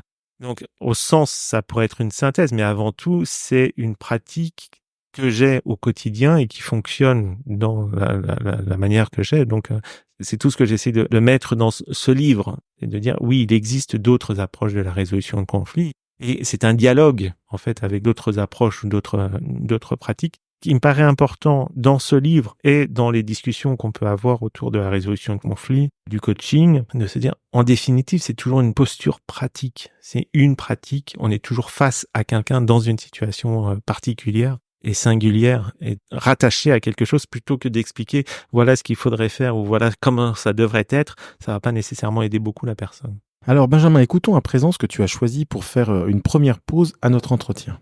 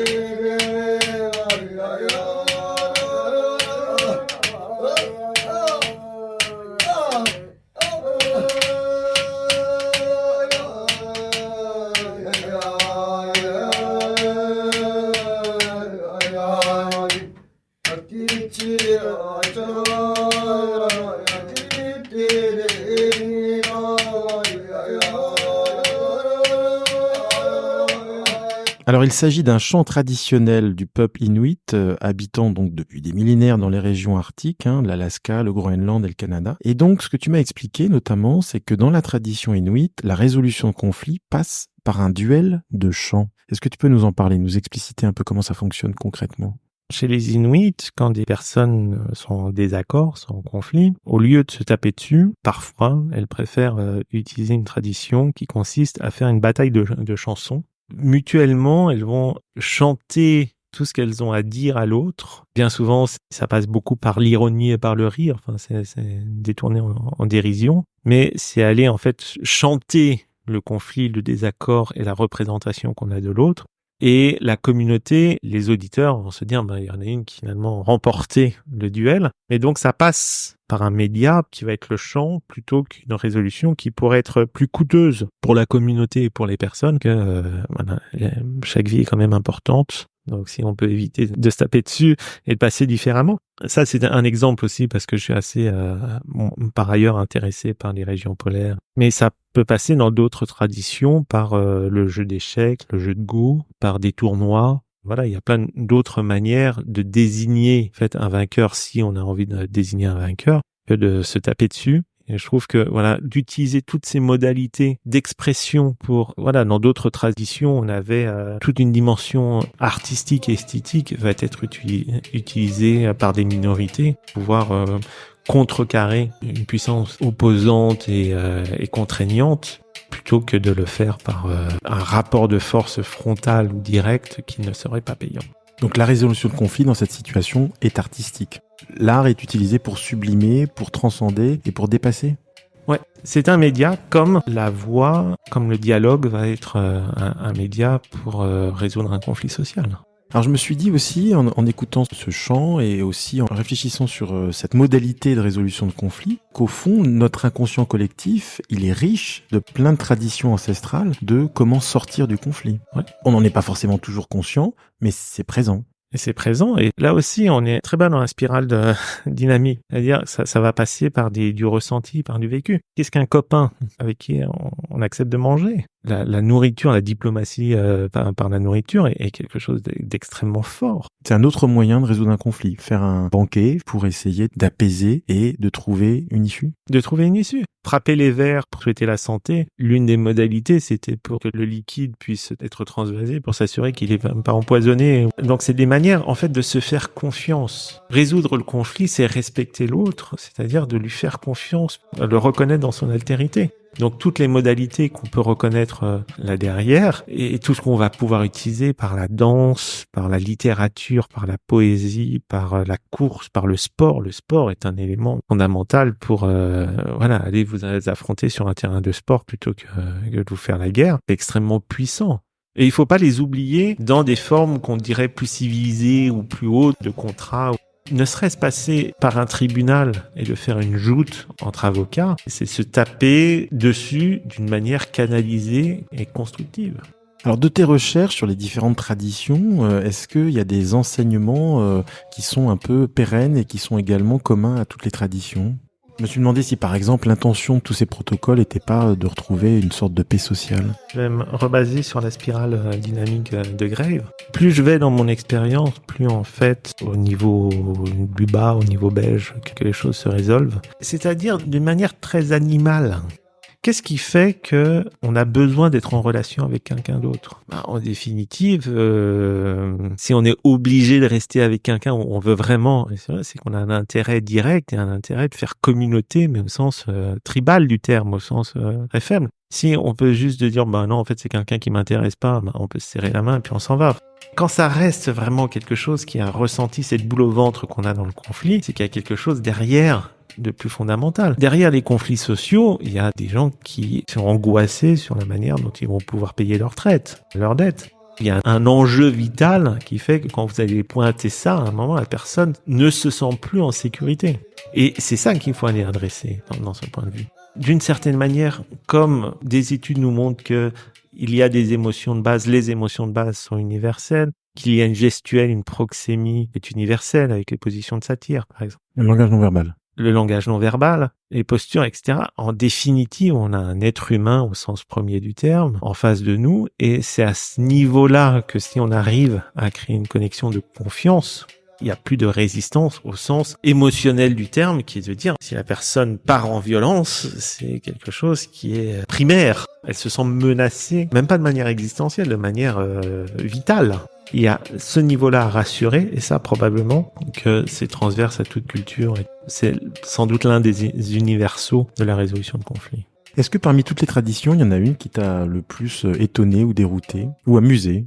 Je ne saurais pas répondre à la question, mais j'avoue que les Inuits et la chanson, qui est vraiment pensée comme étant une résolution de conflit, donc c'est pas une battle, au sens de battle de rap comme on peut avoir, qui est le meilleur. C'est vraiment pour dissoudre. Je trouve que c'est particulièrement ingénieux. C'est marrant que tu parles de rap ou de slam, parce qu'en l'occurrence, je pensais au slam. C'est vrai que ça a été aussi une façon de sublimer le vécu de certaines personnes douloureux, difficiles, confrontants, et de le sublimer par l'art pour le partager et se sentir en connexion avec d'autres. Ouais, ça fait partie, je pense, de l'accompagnement, ce que je dirais de l'accompagnement des parties prenantes, de pouvoir exprimer son ressenti. Je suis un expert ni de rap, ni de slam, ni même des Inuits. La différence que j'y verrais entre les deux, c'est que le but des Inuits dans le combat de chant est à la fin d'arriver à un nous. Il n'y a pas de gagnant, il n'y a pas de perdant, c'est on éclate dans un grand fou rire et on s'est retrouvés. Dans des battles de slam, de rap, etc., pour le regard très naïf que je peux en avoir, ça reste un concours et qu'il y en a un qui a battu l'autre. Le risque étant, comme dans n'importe quel concours, dans n'importe quelle élection ou quoi que ce soit, d'arriver à un perdant qui se dise « je vais me venger ». Frustré donc. Frustré, ce qui est un pouvoir extraordinaire de résilience et de création, et de création, de se dépasser, de se sublimer. Si c'est tourné contre l'autre, ça peut être problématique. Si c'est pour se dépasser soi-même, ça peut être très intéressant.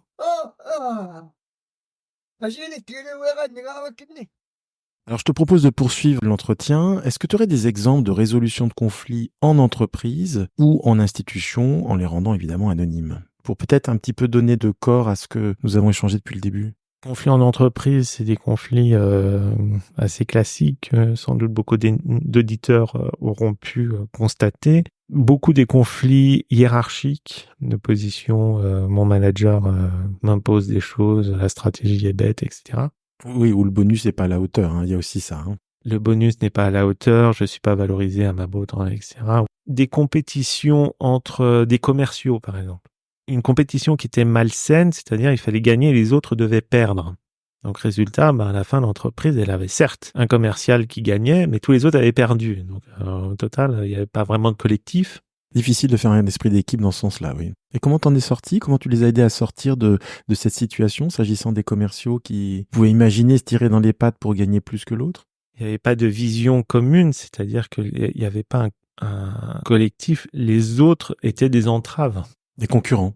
Des concurrents. Donc là, ce qu'on a essayé aussi de construire, c'est la responsabilité du collectif, c'est-à-dire qu'est-ce qu'on veut atteindre ensemble. Donc recréer du commun.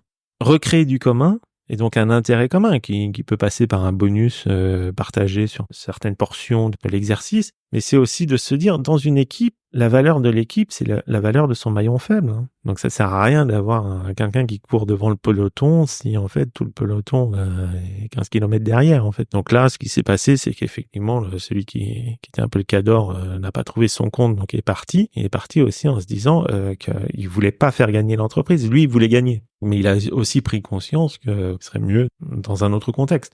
Donc c'est aussi de se dire qu'est-ce que l'on veut en définitive. Ça rejoint une autre situation qui était assez, je trouve, assez intéressante. C'était justement un commercial qui là aussi avait surperformé. On lui demandait de faire 100%, il était retourné avec 200%, il était très content.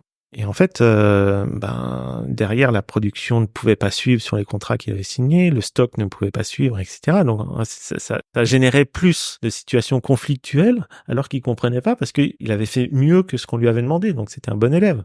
Et là aussi, donc, c'était pas un collectif entre commerciaux, mais c'était sur l'ensemble de l'entreprise, qui est de se dire, on avance ensemble.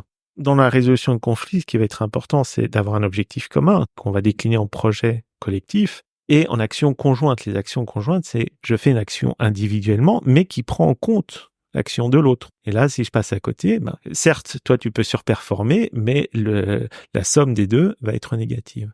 Y a-t-il une évolution dans le type de conflit ou les proportions qu'ils prennent avec la crise sanitaire notamment? Ce que j'ai observé, moi, c'est un avant et un après Covid. Avant, j'étais surtout sur des problématiques d'individus, en particulier dans l'entreprise, où on avait des collaborateurs qui n'étaient pas motivés, ou des problèmes, des conflits autour de la motivation, du profil, ou des processus sociaux. Mais c'était des individus, c'est-à-dire quasiment c'est des chaises dans SAP, c'est des individus qui sont là dans un poste parce qu'ils ont une mission à remplir. Pendant le Covid et après le Covid, j'ai l'impression que c'est plutôt des personnes que l'on manage. C'est-à-dire que c'est plus une fonction ou un individu, mais c'est une personne qui vient avec toute son histoire, qui vient avec tout sa propre systémie, qui fait que la frontière entre le privé, l'intime et le travail et le public, etc. n'est plus aussi clairement définie. La personne ne laisse plus à la porte de son bureau son manteau de parent, mais en fait, elle l'a toujours avec. Donc, il y a une espèce de mélange des genres qui fait que parfois, il est difficile de savoir si le conflit est un conflit qui est propre à l'organisation, propre à l'interaction, ou qu'il y a plus d'externalités qui sont apportées dans la situation. J'ai l'impression qu'avant la crise sanitaire, les problématiques étaient mieux délimitées arbitrairement, tout aussi arbitrairement, mais qui est de dire, en fait, ta position de parent, faut les laisser à la porte de l'entreprise. Là, notamment avec le télétravail, des conflits qui sont moins clairement délimités comme spécifiquement d'entreprise, personnelle, etc. Peut-être que ça, c'est une évolution. Je pourrais entendre du coup une crise sur les frontières. Alors, une crise sur les frontières est là aussi qu'il s'agirait d'interpréter comme étant un nouveau système à interpréter. C'est-à-dire que probablement les clés de lecture anté-Covid ne sont plus aussi pertinentes ou on ne peut plus calquer cette réalité comme sur le post-Covid en fait. Ça nous oblige à repenser aussi comment nous-mêmes, en tant qu'accompagnateurs, en tant que coach, médiateur, on catégorise les outils, les grilles d'interprétation qu'on a pour analyser et accompagner une situation. C'est-à-dire que les situations se complexifient et aujourd'hui, les outils, les approches, l'accompagnement doit être multifacette. Il faut que s'adapter en tant qu'accompagnant. La complexité est ce qu'il y a de plus intéressant. S'équiper pour comprendre, pour accompagner, pour analyser, pour vivre la complexité. On est dans une époque qui est complexe et c'est ce qui en fait tout l'intérêt. Ça ne veut pas dire que c'est facile, mais ça ne veut pas dire que c'est difficile ou compliqué non plus. On peut vivre une forme de conflit en tant qu'accompagnateur, qui est de se dire, voilà, je faisais ça avant, maintenant ça marche plus de la même manière, qu'est-ce qui a changé? C'est aussi une injonction à toujours considérer la singularité de ce qu'on a, de le prendre comme étant unique et de le prendre comme étant un problème qui est à chaque fois nouveau. Donc parfois, la solution sera chaque fois nouvelle ou parfois il faudra inventer des outils, aller chercher des outils qu'on n'avait pas. Si on fait un focus sur le coaching, en quoi les coachs sont particulièrement bien placés pour faciliter la résolution de conflits? Je ne sais pas s'ils sont mieux placés que d'autres, au sens où est-ce qu'ils auraient une légitimité que d'autres n'auraient pas. Ce que je constate, là, en tant que superviseur, j'accompagne des coachs qui me font part de situations conflictuelles par rapport auxquelles ils ont des difficultés à se positionner ou à accompagner. Donc, je pense que les coachs vont rencontrer des situations conflictuelles et même dans un sens, j'ai du mal à imaginer un coaching qui ne soit pas axé autour de conflits, soit internes ou relationnels, puisqu'en définitive, on accompagne les personnes à pouvoir agir et interagir de manière plus satisfaisante pour elles. Donc ça veut dire qu'on les sort d'une situation qui potentiellement ne l'est pas et qui peut être conflictuelle. L'autre avantage, je pense, la position spécifique du coach, et de pouvoir accompagner les personnes en conflit à en apprendre beaucoup de cette situation conflictuelle pour elles sur elles-mêmes. Qu'est-ce qui fait conflit? Qu'est-ce qui a déclenché chez elles le conflit? Leur position par rapport aux émotions, à leur vécu, à leurs intérêts, à ce qu'elles souhaitent, sans le faire d'une manière thérapeutique, c'est-à-dire qu'on ne va pas considérer que la personne est malade ou qu'il y a une pathologie qu'il faudrait résoudre, ni le faire sous forme de conseil ou d'enseignement de ce qu'il faudrait lui dire ou pas, mais de l'accompagner à s'éclairer en fait. Et c'est là où pour moi c'est de la philosophie appliquée, et finalement accompagner une personne à cette prise de conscience de qui elle est et de qui elle veut être. La chance qu'on a en tant que coach, c'est que les personnes viennent nous voir pour ça ou que l'on peut les accompagner pour ça. Et en ce sens-là, oui, les coachs sont particulièrement bien placés pour accompagner en conflit, individuel ou collectif. Alors, quels sont les écueils sur lesquels il convient d'être attentif et ou vigilant en tant que coach dans cette dynamique de résolution de conflits? Le transfert. En tant que coach, c'est très très fort. C'est-à-dire que la tentation du conseil est très forte. Un écueil, c'est de s'impliquer dans le conflit. Émotionnellement, tu veux dire? Émotionnellement ou interprétativement. C'est-à-dire que il arrive parfois que la solution satisfaisante pour les personnes en conflit, c'est-à-dire elles se disent ouais, on va faire ça et on est d'accord sur ça, n'est pas du tout ce qu'on aurait imaginé nous. C'est leur problème, c'est leur solution. Et donc bien garder cette distance-là. Et de ne pas polluer émotionnellement ou émotivement aussi, ne pas répondre aux émotions, qui parfois est difficile. C'est ne pas être dans la contagion? La contagion émotionnelle, qui soit de la compassion, soit de la réaction, qui reste compassionnelle, mais dans l'autre sens. Et parfois, dans des conflits, ça bastonne bien, en fait. On est en pleine tempête. En tant que coach, je veux dire. C'est le paradoxe. Je pense que la meilleure posture pour accompagner, faciliter la résolution de conflits, c'est de rester en dehors du conflit. Avec tout le paradoxe de dire comment accompagner des parties prenantes sans devenir nous-mêmes parties prenantes du conflit. Et c'est un paradoxe, c'est-à-dire oui, on sera là, donc oui, on devient une partie prenante, mais comment on se pollue pas, c'est-à-dire comment c'est le rôle et la fonction qui devient partie prenante et non pas nous en tant que personne qui assumons ce rôle qui devenons partie prenante. Parfois c'est difficile et c'est ce qu'on travaille beaucoup en supervision. C'est justement ce que j'allais te dire. Est-ce que ça milite pas pour impérativement, quand le coach est investi dans des processus de facilitation de résolution de conflits, à ce qu'il ou à ce qu'elle soit régulièrement supervisé? Je vais répondre non à ta question, Oui. parce qu'elle est restrictive. À chaque fois qu'on accompagne quelqu'un, quel que soit, là on parle du coaching, mais on peut avoir tous les métiers d'accompagnement, de mon point de vue, il est impératif de se faire superviser. Quelle que soit la thématique, ça j'entends bien. Quelle que soit la thématique. Mais est-ce que c'est pas encore plus intéressant et plus important de l'être à ce moment-là?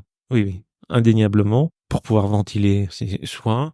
Moi, c'est ce que j'aime dans un coaching qui est adapté à la résolution de conflits ou à la gestion de crise qui est annexe, c'est que ça bastonne, quoi. On est sur des enjeux où les personnes les vivent très très fort, mais ce qui fait qu'il est très très difficile de pouvoir prendre le temps du recul. Parfois, dans l'action, on a le nez dans le guidon, d'où l'intérêt encore plus, oui, de se faire superviser régulièrement. Oui, pour aider les individus ou les collectifs ou les organisations à faire du méta sur ce qui leur arrive, c'est important soi-même, en tant que professionnel de l'accompagnement, de faire soi-même du méta en étant accompagné par quelqu'un. Ouais, et du travail sur la posture. Alors, est-il toujours possible de faciliter la résolution de conflits ou existe-t-il des contre-indications? Ce qui me vient, c'est par exemple quand il y a eu un passage à l'acte violent. Est-ce que c'est encore possible ou c'est déjà trop tard? Il est toujours possible de faire la résolution de conflit. Il ne faut pas aussi se méprendre. C'est que la résolution de conflit travaille sur la satisfaction des parties prenantes dans une interaction. Le passage à l'acte, j'allais dire unilatéral. C'est-à-dire que même quand il y a de la réponse, c'est la personne va le prendre. Donc là, on n'est pas nécessairement à ce niveau-là dans la recherche d'une satisfaction d'une relation. Là, on est dans une position. Voilà. Tout comme, si je prends la métaphore d'un conflit, négocier la paix n'hypothèque pas le fait qu'il faille stopper des violences. Vous pouvez avoir des modalités, c'est-à-dire mettre en sécurité pour les conditions d'un dialogue, implique parfois de geler une situation et parfois de le faire de manière violente. Mais si on cherche à résoudre un conflit au sens d'un affrontement, d'un jaillissement de violence uniquement sur le plan de stopper la violence, là on est dans la gestion du conflit. C'est-à-dire qu'on va mettre sur pause, certes, mais qu'est-ce qui se passe après? Je dirais pour tout conflit, oui, une résolution est possible. Elle est possible s'il n'y a pas eu de passage à l'acte avant. On peut anticiper, et il est possible quand il y a eu un passage à l'acte, et il est possible après le passage à l'acte. Alors, y a-t-il des spécificités au conflit en France, en comparaison avec d'autres cultures ou d'autres pays? Alors, en sous-jacent, ma question, c'est finalement le caractère un petit peu rebelle du français moyen. C'est en tout cas la caricature qui peut en être fait parfois par les Français eux-mêmes ou par certains de nos voisins. Est-ce qu'elle a un impact dans la nature, la forme que prennent les conflits en France? Là aussi, je parle de ma petite expérience, donc on va prendre ça comme étant une vérité, mais comme étant un témoignage. Ce que j'observe, c'est que le français, si ça a un sens de le poser comme ça, en France, on aime bien les trucs un peu compliqués. dans d'autres contextes, que ce soit en Belgique, dans les pays anglo-saxons, au Canada, où je peux intervenir. Il y a une notion de pragmatique qui parfois est un peu plus directe. Ce que j'observe aussi, et là je vais généraliser, c'est la marge de manœuvre, notamment sur les conséquences. Qu'est-ce qui se passe si, ou quelles sont les marges de manœuvre qui sont à disposition? On a un droit du travail en France qui existe, qui est assez sécurisant. Donc en fait, pour pas mal d'actions de marge de manœuvre, les conséquences sont moindres parce qu'elles ont été prévues par la loi, elles sont accompagnées, etc., que dans d'autres pays ou dans d'autres législations. Par exemple, il est très facile de licencier quelqu'un dans d'autres modes de législation qu'en France, ce qui fait que, le rapport à la grève ou à l'arrêt de travail n'est pas le même, ou les conséquences ne sont pas les mêmes. Donc je dirais il y a une spécificité à la fois parce que oui, peut-être qu'on parle plus dans le monde, dans l'entreprise, parce qu'on a une législation, on a un cadre légal qui est protecteur pour tout le monde, ce qui est très bien, qui fait que parfois il faut plus d'imagination aussi pour résoudre des conflits.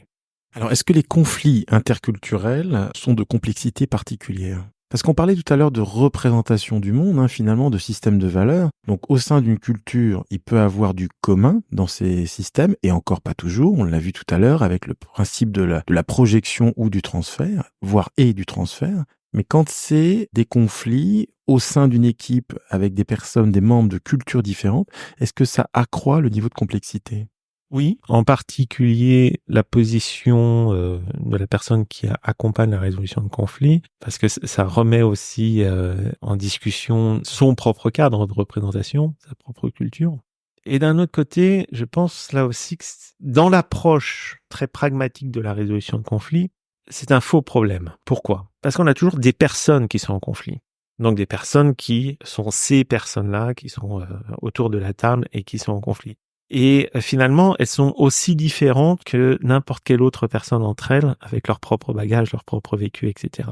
Et se focaliser sur les différences ou essayer de comprendre toutes les différences, on va faire des tests d'ethnographie qui vont prendre beaucoup de temps et qui finalement vont être très intéressantes, mais ne vont pas spécialement se parler de cette situation-là. Alors que si on se dit, là c'est ce contexte-là, donc c'est comme s'il fallait se créer une culture commune avec les personnes qui sont là. Et là aussi, en passant, mon credo est de passer par l'action. Qu'est-ce qui fait que ces personnes souhaitent être ensemble? Qu'est-ce qu'elles veulent faire ensemble? C'est quoi l'objectif? C'est quoi le projet? Et de refocaliser là-dessus, chacun va retrouver sa part dans un commun, et ce commun-là est une forme de culture. Donc, se focaliser sur les différences culturelles, c'est finalement trouver des fausses excuses à pourquoi on n'a pas trouvé le bon dialogue.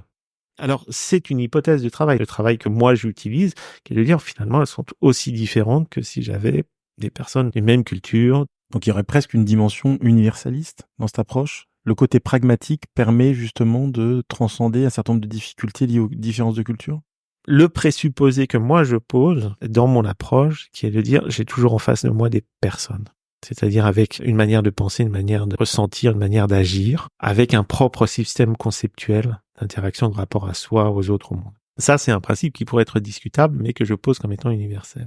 Et qui permet de transcender les difficultés interculturelles potentiellement. Exactement. Et partant de là, c'est de se dire, si on n'a que des personnes et des situations, des interactions qu'on cherche à comprendre, on va documenter dans l'analyse quelle est cette interaction, dans quel contexte elle se passe, dans quel contexte de valeur, etc.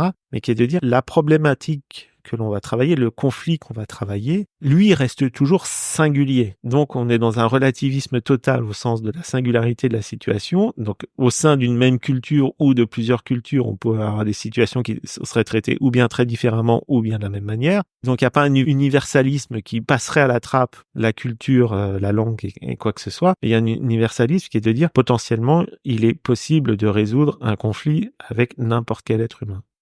Est-ce que il est possible d'utiliser cette approche pour résoudre des conflits intra-équipe, ça me paraît assez évident, inter-équipe également, pourquoi pas, au sein d'une entreprise, mais est-ce que c'est aussi envisageable inter-entreprise? Oui. Entre concurrents, quoi. On peut le faire, c'est un outil, donc à chaque fois il faudra l'appliquer, mais ça marche même pour des conflits internationaux, inter-États, qu'importe en fait. Là, je travaille sur des aspects interculturels au sein d'un État. Ça s'applique à tous les niveaux avec, à chaque fois, l'analyse, la cartographie, les scénarios, etc. Donc, des échelles différentes, ouais. Je te propose à présent de passer à un jeu consistant pour toi à tirer au sort quelques petits papiers sur lesquels il y a des numéros inscrits correspondant à des questions que tu n'as pas eues du tout à l'avance. Est-ce que tu veux bien tirer un premier petit papier et me donner le numéro? Le numéro 26. Alors, c'est un joker. Tu commences par un joker, c'est pas mal. C'est la possibilité de passer une question quand elle te plaît pas. Donc, Très bien. tu peux en retirer un Je peux autre. en retirer une autre. La 22.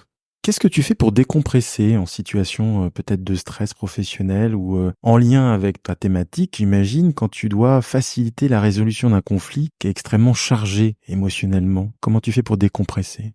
Moi, quand je suis en fin de batterie, j'ai besoin de dormir. Donc, je vais faire une sieste. Quand je suis juste très chargé, j'ai besoin de réfléchir et de décompresser, je marche. Et puis, je me fais superviser. Donc toi, l'hygiène, c'est le sommeil, le sport, enfin la marche, et en tout cas aussi une forme d'hygiène, hein, c'est le fait d'avoir un superviseur ou une superviseure régulièrement. Ok. Tu veux bien tirer un autre petit papier, surtout si tu réponds aussi vite, ça va être, tu vas en faire un certain nombre. 17. Alors, entre préparation et improvisation, où se situe le plus ta pratique du coaching? Et d'ailleurs, est-ce qu'on peut improviser dans la résolution de conflits? Je vais te dire l'improvisation, de l'improvisation totale. Mais de l'improvisation totale au sens du jazz. C'est-à-dire que pour pouvoir improviser, il faut faire ses gammes. Pendant des années. Pendant des années, il faut pratiquer. À côté, il faut se planter, voilà, pour pouvoir en fait avoir le maximum, de maîtriser au maximum les outils que j'ai à disposition, en avoir de nouveaux. Et les cadres de référence associés. Hein. Et les cadres de référence associés, etc., pour pouvoir, sur le moment donné, ne pas partir avec un plan de dire je vais faire ça, mais qui est de dire prendre ce qu'il y a en situation, je prends ce qu'il y a, mais de se dire je vais le traiter avec les outils que je peux avoir. Donc l'improvisation qui est préparée. Très clair. Tu veux bien retirer un petit papier? Le 2. Le 2? Ouais. Ah, c'est génial. De toute façon, cette question en général, je me débrouille pour qu'elle sorte. Ah bon. Donc, j'ai même pas besoin de tricher pour une fois. Ça.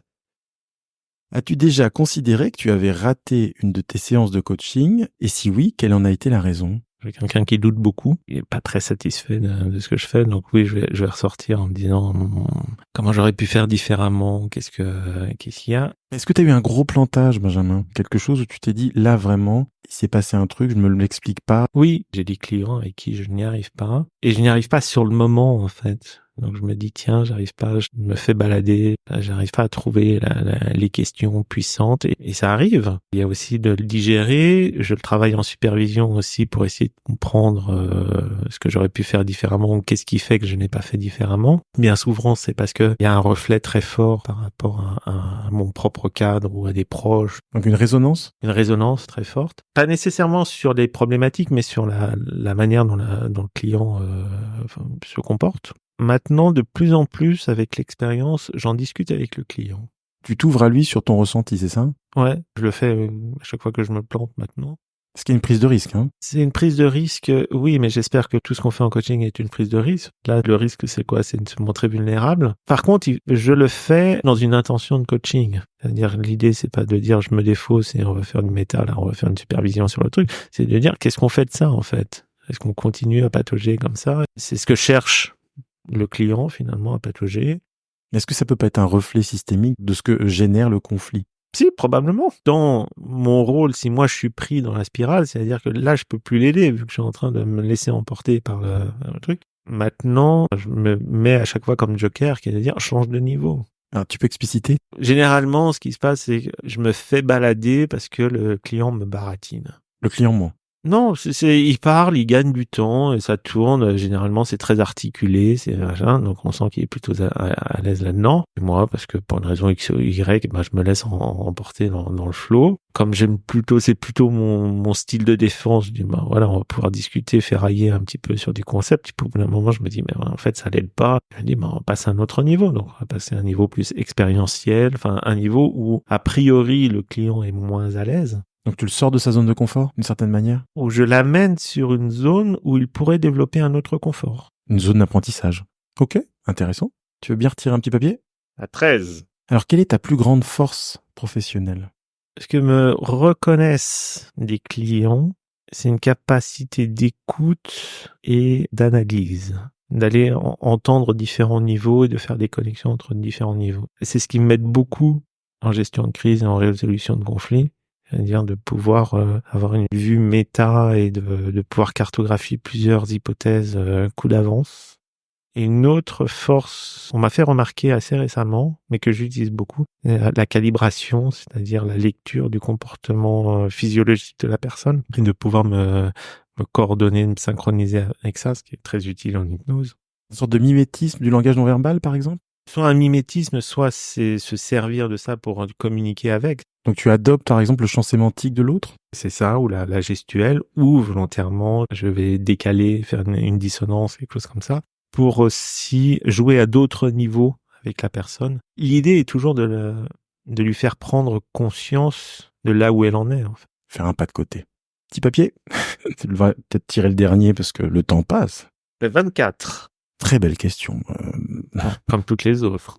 Bravo de l'avoir tiré. Le plaisir dans le coaching, c'est quoi pour toi? Essentiel. Mais encore. Ça veut pas dire que c'est facile. Il peut y avoir du plaisir dans le challenge, hein. Moi, je l'ai dans le challenge de me dire, là, j'ai peut-être contribué à aider cette personne. J'ai été utile, j'étais à ma place. Voilà, j'ai eu des questions qui l'ont fait bouger ou des analyses qui l'ont fait bouger. Et il y a un plaisir de se dire, je suis satisfait de ce que j'ai fait. Et je pense que c'est un moteur parce qu'à partir du moment où on prend plus de plaisir à faire quelque chose, on n'a plus peur. Donc, on n'est plus conscient du risque qu'on prend ou on prend plus de risques. Donc, en fait, on n'est plus pertinent. C'est sclérosant de ne pas prendre de plaisir, j'entends. Je pense, ouais. Il y a un côté routine. Si je ne prends pas du plaisir directement ou indirectement, ça peut être en méta après, ça veut dire que je suis pas présent. Et si je suis pas présent dans un coaching, Attention danger. Oui, et puis je n'accompagne pas la personne à la hauteur de ce que je ne pourrais faire. C'est pas super éthique, quoi. Alors pour clore ce jeu, je te propose de me donner ta préférence entre 32 et 33, correspondant à tes choix musicaux que tu m'as indiqués en amont, mais sans savoir à quoi correspond quoi, évidemment. 32. Alors découvrons ce qui correspond à ton choix aléatoire.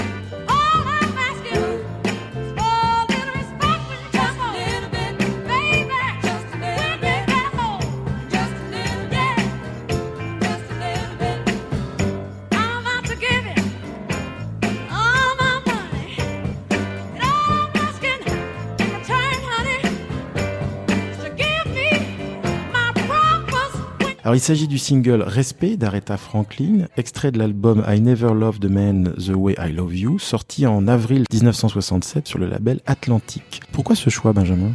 Ce que j'entends le plus en conflit, les personnes qui à un moment ne se sentent pas respectées, que la posture de respect est la plus efficace et la plus simple à adopter en position de conflit. Et ce que je trouve aussi intéressant, c'est que cette chanson est devenue un hymne féministe. C'est une reprise qui était à l'origine d'Otis Redding. Voilà, d'Otis Redding, où en fait c'est un homme qui demande du respect de la part de sa femme, enfin d'une femme, et qui est de dire qu'importe en fait, c'est une personne qui attend du respect d'une autre personne. Et donc il y a aussi un hymne, je pense, à ce niveau-là, qui est de se dire, oui, on attend que les autres nous respectent, donc commençons par nous respecter nous-mêmes et respecter les autres.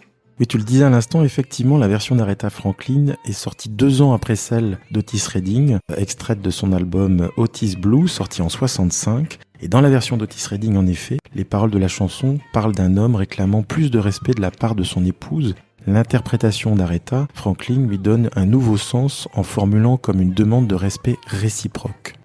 Et c'est pour ça que la version d'Aretha Franklin est devenue un véritable hymne féministe international. Et d'ailleurs, en 2004, le magazine Rolling Stone a classé la chanson en 5e position dans sa liste des 500 plus grandes chansons de tous les temps. Et elle s'est hissée à la première place dans la nouvelle liste publiée par le même magazine en 2021. Qu'est-ce qu'il faut retenir de cette chanson selon toi ? Parce qu'il y a des messages forts, des messages simples, des messages qui sont même entêtants. À l'issue de l'écoute de cette chanson, il reste des choses prégnantes quand même.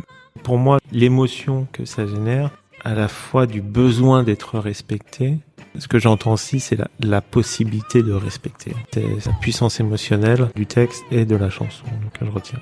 Est-ce que potentiellement l'approche que tu as mis au point, que tu as finalement conceptualisée sur la base de tes expériences pratiques, ces expériences terrain, est-ce qu'elle est applicable aux conflits personnels et notamment aux conflits de couple? Il m'arrive d'accompagner des conflits de couple, ouais. En mode coaching? En individuel, avec les deux, ouais.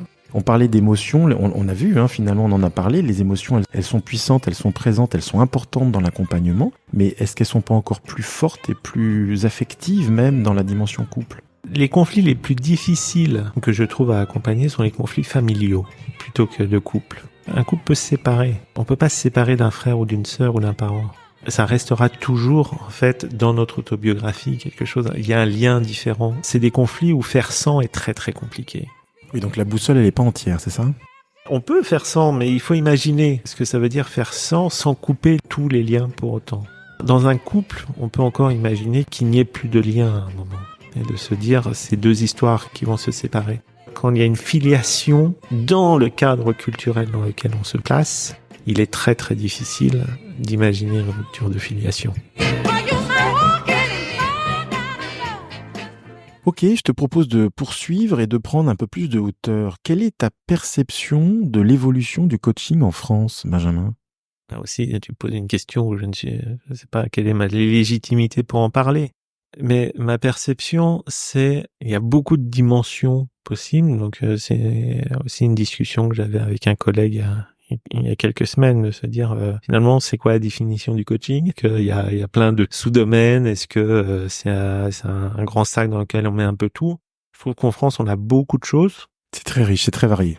C'est très riche, c'est très varié. On est sans doute l'un des pays où il y a le plus de coachs en proportion de population. On forme beaucoup de personnes, ce qui est très bien pour acculturer. Ce que je vois en supervision, c'est des coachs qui restent, j'allais dire, très scolaires ou très appliqués à des protocoles ou à des outils, et d'oser finalement avoir de développer sa couleur de coach ou sa perception est quelque chose qu'on pourrait sans doute encore développer.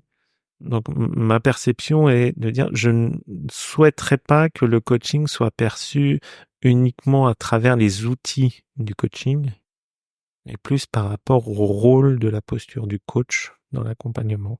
Et parfois, quand j'interviens en entreprise, on me dit oui, mais c'est bien, on peut faire ça sur des plateformes, on peut faire ça en ligne, quoi. En ligne ou à moindre coût, où on peut faire juste un test ou des choses comme ça. Oui, de mon point de vue, c'est pas suffisant pour que ce soit du coaching, au moins tel que je souhaite le pratiquer. Peut-être que le changement de réglementation, le référencement du coaching est l'occasion de clarifier le métier de coach, ce qui en France n'est pas encore clair. Et je trouve que là, on est sans doute à une charnière de se dire, il y a une obligation de se dire, est-ce qu'on continue à faire du coaching parce que c'est une opportunité de former des gens et de faire tourner des écoles, ou est-ce que il y a un métier qui fait que on peut aussi créer une spécificité du métier de coach et peut-être une spécificité francophone ou française du coaching? Vaste question. Ce que j'entends aussi, c'est que tu parlais tout à l'heure qu'il faut beaucoup de temps pour pouvoir faire de l'improvisation en jazz, ouais. Et que c'est peut-être aussi pour ça que les coachs juniors ont tendance à rester un petit peu collés aux outils, aux protocoles de base, parce qu'ils n'ont pas encore cette expérience pour improviser. Si j'avais un conseil à donner à quelqu'un qui se lancerait en coaching, c'est plante-toi et tu vas te planter. Il y a cette métaphore qui est de dire c'est parce qu'on a planté une graine qu'elle va pouvoir pousser. Oui, plante-toi. Et moi, je me plante à chaque séance. Avec des niveaux de gravité qui sont pas toujours extrêmes, d'ailleurs. Non, mais un cadre éthique, c'est pour ça qu'on a un cadre de déontologie, un cadre éthique qui est fort, qui est de dire si tu restes dans le cadre, les conséquences seront maîtrisables. En parlant avec ton superviseur, par exemple. Voilà, parle avec des collègues, parle avec d'autres, etc. Mais apprendre ta pratique parce que c'est une pratique. Moi aussi, j'aimerais bien être un grand cinéaste ou j'aimerais bien en fait écrire des jolis textes, etc. Mais c'est pas parce que j'achète la meilleure caméra ou le meilleur ordinateur que mon texte est meilleur en fait. C'est ce que je dis toujours, la puce talent, elle est pas fournie avec. Voilà, et les outils, quels qu'ils soient, et la boussole de résolution est un outil comme ça, c'est pas parce que tu as l'outil et que tu vas l'appliquer que le résultat va être extraordinaire et probablement qu'il sera beaucoup plus utile et pertinent si tu avais appliqué autre chose. Donc, les outils n'ont de sens que si on sait parfaitement les employer, on sait les employer parce que finalement, on sait les utiliser, donc on les pratique. Donc, pratique. Et on en connaît les limites. Et on en connaît les limites, c'est-à-dire les risques et les conséquences qu'il peut y avoir. Là aussi, la question qu'on me pose parfois, c'est de dire, mais pourquoi il faudrait se former ou s'équiper spécifiquement à la résolution de conflits? Moi, j'en fais tous les jours, moi, en tant que coach. C'est un peu le lot quotidien des demandes. La résolution de conflits, elle fait partie des thèmes récurrents quand même. Voilà. Et on me dit, voilà, moi, j'ai pas besoin de me former, j'en fais tous les jours. Bon, très bien. N'importe qui peut accompagner n'importe qui, très bien. La seule limite que moi je mets entre un professionnel et un amateur, c'est que le professionnel sait comment se comporter quand ça dérape. Trop de fois, je suis appelé après l'intervention de quelqu'un parce que ça a dégénéré et qu'il s'est carapaté. Donc, tout ce que je demande, c'est que ce soit un coach, n'importe qui, en fait, un professionnel sait gérer le pire. Donc, il va s'ennuyer sans doute les 3/4 du temps parce que il aura une Formule 1 et il va tourner sur une route de campagne, certes, mais au moins s'il est sur un circuit, il sera piloté. Maintenant, quelqu'un qui prétend, qui fait croire que, le jour où ça chauffe, et ça chauffe, quand ça chauffe bien, s'il n'est pas là, quelle confiance les gens auront mis dedans? Et pour quelqu'un qui se lance, c'est juste de dire, utilise les outils, sais les utiliser, comme tu sais, en fait, utiliser ton cric pour réparer ta roue, même si par chance, tu n'auras jamais à l'utiliser. Et maintenant, si tu crèves au milieu de la route et que tu sais pas utiliser ton cric, tu seras bien embêté d'avoir ton cric, quoi. Quelle perspective vois-tu pour l'avenir de la facilitation en résolution de conflits? On le disait à l'instant, c'est un sujet récurrent, mais est-ce que tu penses que c'est un sujet qui va rester pérenne, voire peut-être se multiplier encore? Moi, ce que j'aimerais, c'est que ça devienne un vrai sujet et qu'il y ait encore plus de réflexions qui soient menées dessus, encore plus d'outils. Si j'ai écrit ce livre aussi, c'est qu'il y avait une place dans la littérature pour le faire. J'aimerais tellement qu'il n'y ait pas de place dans la littérature. Cette approche, paradoxalement, est pas si usitée que ça. On reste beaucoup sur la gestion de conflits, on reste beaucoup sur des approches qui sont militaires, policières du conflit, qui marchent dans certaines conditions, qui sont pas du tout adaptées au monde de l'entreprise selon moi. Et donc, il y a une énorme marge de manœuvre à faire. Et ma volonté est que ça se développe, il y ait plus de formation autour de ça, plus d'outils et plus d'usage sur le terrain. Benjamin, je te propose à présent de parler du roman graphique Maria Montessori, l'école de vie, de Jérôme Mondoloni et Caroline Lepeu, édité chez Marabule en septembre 2022. Alors je pense qu'on connaît tous plus ou moins la méthode éducative Montessori, mais nous ne connaissons pas forcément bien la femme à l'origine de cette méthode, Maria Montessori, qui était une femme scientifique, elle était médecin, elle était engagée et elle a fait avancer par ses découvertes la pédagogie destinée à éduquer les enfants. Je pense que cet album il est intéressant justement parce que c'est une introduction à la méthode, mais aussi une biographie d'une femme qui a marqué son époque et dont les découvertes résonnent encore aujourd'hui. Et selon elle, la meilleure manière de participer à la paix sociale est de prendre soin du début de la vie, c'est-à-dire l'enfance. Alors justement, Benjamin, est-ce que c'est pas précisément à l'école que les graines finalement de la résolution de conflits pourraient être plantées? À l'école, dans tout milieu d'instruction, tout milieu d'éducation, c'est-à-dire à la maison, dans tout le parascolaire également. Tout le processus de socialisation en fait. Tout le processus de socialisation avec cette nuance que moi je mets, c'est mon approche, c'est de dire la conclusion du livre, c'est de dire accompagner les personnes à être auteurs d'interactions avec elles-mêmes, avec les autres, avec le monde, de manière satisfaisante. C'est-à-dire responsables et c'est de dire elles sont volontaires, elles sont redevables vis-à-vis des autres et vis-à-vis d'elles-mêmes.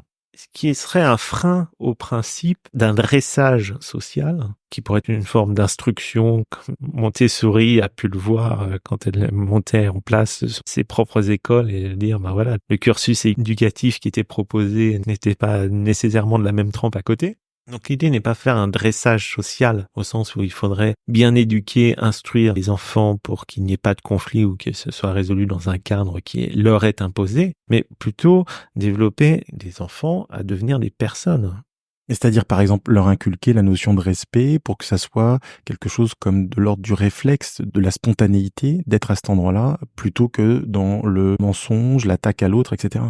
Voilà. Et le respect, non pas parce que c'est bien, parce que ça répond à une certaine éthique, une certaine norme ou quoi que ce soit, Ou une morale, ouais. ou une morale, mais parce que c'est la posture la plus pertinente pour pouvoir se réaliser avec les autres, et avec les autres qui vont nous aider à le faire. Et que c'est un respect de soi-même. Hein. Et un respect de soi, donc quelque chose qui vienne de soi, et de se dire c'est une réalisation d'individu, et de dire que la contradiction est quelque chose de naturel, de souhaitable. Ce qui n'est pas souhaitable, c'est la dégénérescence de la contradiction jusqu'au conflit. Le désaccord est vivant. Le désaccord est vivant parce que c'est un gage de créativité, de plaisir, de ne pas rester figé, de ne pas faire deux fois la même erreur, de se développer. Et c'est le principe que Socrate a été condamné pour ça. Donc c'est un programme qui n'est pas très apprécié par des régimes qui souhaitent imposer quoi que ce soit, ce qu'a pu vivre Montessori dans son expérience de le mettre. Et je dirais, à ce moment-là, c'est accompagner chacun à devenir une personne, pas que les enfants. Mais en tout cas, commencer peut-être là. Et commencer là, et commencer par les parents, et commencer par les enseignants, par les encadrants, c'est-à-dire à chaque fois faire cet effort, à tous les âges de la vie, d'apprendre, de se développer et de se dire que quand je ne me respecte plus, je ne peux plus respecter l'autre, et comment l'autre pourrait me respecter. Alors justement, je me suis posé la question, est-ce que tu as eu à intervenir à l'Éducation nationale ? J'ai eu à intervenir à accompagner des enseignants, notamment sur des relations avec les parents un peu compliquées. Sinon, j'enseigne. J'essaie d'appliquer ces principes-là avec les étudiants et de les former là-dessus aussi. Est-ce que tu crois pour autant, Benjamin, qu'il y a une pédagogie adaptée à la transmission de la résolution de conflits ? Est-ce qu'il y a un moyen meilleur, préférable, pour transmettre les bases de la résolution de conflits, selon toi ? L'enjeu de l'enseignement, et en particulier de la résolution de conflits, est de permettre à des personnes d'être sereines lorsqu'elles ont à accompagner ou à faciliter des conflits. Et pour ça, on revient sur quelque chose qui va être du perceptuel, du perceptif, de très bas niveau, et de dire que la théorie va pas aider beaucoup à passer à l'action. Donc c'est une pédagogie qui va beaucoup passer par de la mise en expérience, la mise en situation, Par le corps. et par une parole qui est incarnée. Ce qui me venait aussi finalement en lisant cette BD, ce roman graphique, c'est que la place des émotions, on l'a vu dans ton approche, elle est essentielle, et que les enfants, généralement, sont plutôt bien connectés à leurs émotions, ce qui est plus toujours le cas pour les adultes. Est-ce que ça, c'est un facteur complexifiant, très challengeant, d'avoir des adultes qui parfois ont une difficulté à être connectés à leurs émotions, à leurs ressentis ? Pour certains, et notamment en entreprise où l'émotion a peu le droit de citer, c'est parfois un peu surréaliste de parler de leurs ressentis. C'est pas habituel en tout cas. C'est pas habituel. Contrairement aux enfants. Contrairement aux enfants qui se posent peut-être moins de questions là-dessus, et pour qui ça n'est pas problématique. Mais on retrouve cette dimension que j'appelais une personne post-Covid, en fait, c'est vous avez quelqu'un qui va agir, ressentir et penser en même temps, tout en un. Quand on devient adulte, parfois on nous apprend de dire, en fait, laisse tomber un petit peu la dimension du cœur, là, la dimension des émotions, et puis soit tu vas plus dans l'action, soit tu vas plus dans la tête. C'est valorisé, on va dire, socialement. C'est valorisé socialement, mais aussi parce que dans un contexte plus général, c'est beaucoup plus facile de gérer des gens qui parlent que des gens qui ressentent. D'un autre côté, quand le conflit émerge, c'est aussi l'émergence ou l'intrusion des émotions. Fortes notamment. Fortes, parce qu'elles cherchent la place qu'on leur laisse pour raisonner. Donc, hélas, parfois, c'est très fort. Cette place n'est que dans les extrêmes. On a du mal à s'autoriser à le connecter à d'autres niveaux. Et ce qui est paradoxal, c'est que les mêmes entreprises dans lesquelles on va vous faire tout un champ lexical sur il faut réenchanter le client, on va parler d'émotions, mais on parle d'émotions, on ne vit pas d'émotions. L'émotion, c'est quoi ? C'est juste une énergie d'une relation, c'est-à-dire d'une connexion à son environnement. Et on retrouve aussi cette métaphore du volcan qui se dit, ce truc-là, il y est. Mais soit tu le laisses exploser un moment parce que tu essaies de le retenir, soit à un moment tu dis, je le canalise, et puis j'en fais un moteur pour émotion, pour mettre en mouvement. Et voilà. Est-ce que finalement le conflit n'est pas une occasion de remettre du vivant, de remettre de l'authenticité dans les interactions en entreprise ? Paradoxalement, est-ce que c'est pas finalement l'occasion d'être soi-même en contact avec les autres ? C'est une occasion, mais au sens où c'est une piqûre de rappel. Qu'est-ce qu'il fait qu'il faut attendre le conflit pour le faire ? Le conflit nous rappelle de dire oui, tu pourras pas, en fait, tu deals avec une personne, tu deals pas avec un robot. Donc oui, il aura des émotions, elles sont pertinentes, elles le sont pas, elles sont gérables, C'est avec, c'est dans le package. Donc, plus tu l'acceptes et plus tu l'inclus, en fait, dans les interactions, plus tu vas aussi prendre ça comme étant des ressources, comme étant des forces, plus il y a une chance que ça soit canalisable. Donc, t'es moins d'explosion à un moment. Mais pour le rappeler, il y a un conflit qui va émerger. Et puis, si tu gères le conflit, et qui plus est, si tu le gères mal, si tu le résous mal, on va te le rappeler assez souvent derrière. Est-ce qu'il y a certaines entreprises pour lesquelles ça paraît insurmontable que de chercher à résoudre le conflit? Autrement dit, est-ce qu'il y a certaines entreprises où tu as eu le sentiment que les émotions étaient vraiment persona non grata? Non. J'ai eu des impressions où elles n'étaient pas prises en compte. Notamment quand on aborde des conflits sociaux en tant que rapport de force, en tant que gagner, perdre, ou des choses comme ça, où on essaie de rationaliser, où on essaye de parler de la loi, etc. Donc d'essayer de rationaliser au maximum et de le mettre dans un jeu économique, se le rappeler qu'il y a des émotions derrière, parfois c'est une grande surprise. Aussi parce que, comme tu le disais en début de l'entretien, il peut y avoir cette confusion entre colère et violence. Non, encore une fois, rien à voir. Hein. Qui n'ont rien à voir, mais on va dire, oui, donc en fait, les émotions, c'est la violence. Non, j'ai plus rencontré des interlocuteurs en entreprise qui avaient oublié qu'il y avait aussi la dimension des émotions, comme il y a la dimension de l'action, comme il y a la dimension de la pensée, plutôt que des entreprises qui m'ont dit non, c'est pas possible en fait. Et à l'inverse, j'ai des entreprises qui me disent non, nous les émotions ça va très bien, on gère très bien, le problème c'est pas ça, mais gérer une émotion, si c'est l'imposer ou l'autre ou restreindre, vouloir absolument non pas canaliser, mais mettre dans une canalisation normée ou quelque chose comme ça, c'est pas nécessairement plus approprié en fait. Benjamin, que souhaiterais-tu que les auditeurs retiennent de notre entretien? Que c'est toujours un plaisir d'échanger sur ces sujets-là. J'aime le débat, j'aime échanger. Le conflit, c'est normal. J'ai mis un moment avant d'accepter la résolution du conflit. Je restais coincé aussi en tant que manager, voilà, dans la gestion de conflits. Que je vivais très très mal. Et dire, mais finalement, est-ce qu'il n'y a pas autre chose, une autre manière de le faire? Donc, qu'il y ait un apprentissage sur soi et sur les outils, sur la résolution de conflits. Et qui est de dire, ça ne peut pas être compliqué, la résolution de conflits. Vous n'avez pas le temps, c'est pas le temps d'être aussi raffiné pour faire quelque chose de compliqué. Il faut d'avoir des outils, des heuristiques qui soient simples, qui soient performantes, avec lesquels on soit à l'aise pour pouvoir les utiliser comme des réflexes.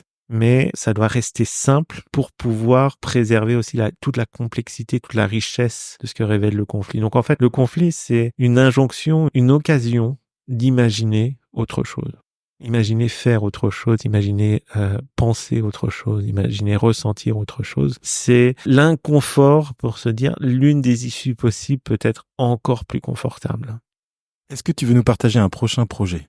Les prochains projets vont être faire du terrain, faire de la résolution de conflits plus politiques. Et puis, il y a d'autres projets sur faire des formations, plus de formations dans la résolution de conflits, plus de livres. Il y a toujours des projets. Alors à présent, écoutons un extrait de ce que tu as choisi pour incarner symboliquement le thème de ton épisode et nous parlerons de ce qui a motivé ton choix juste après.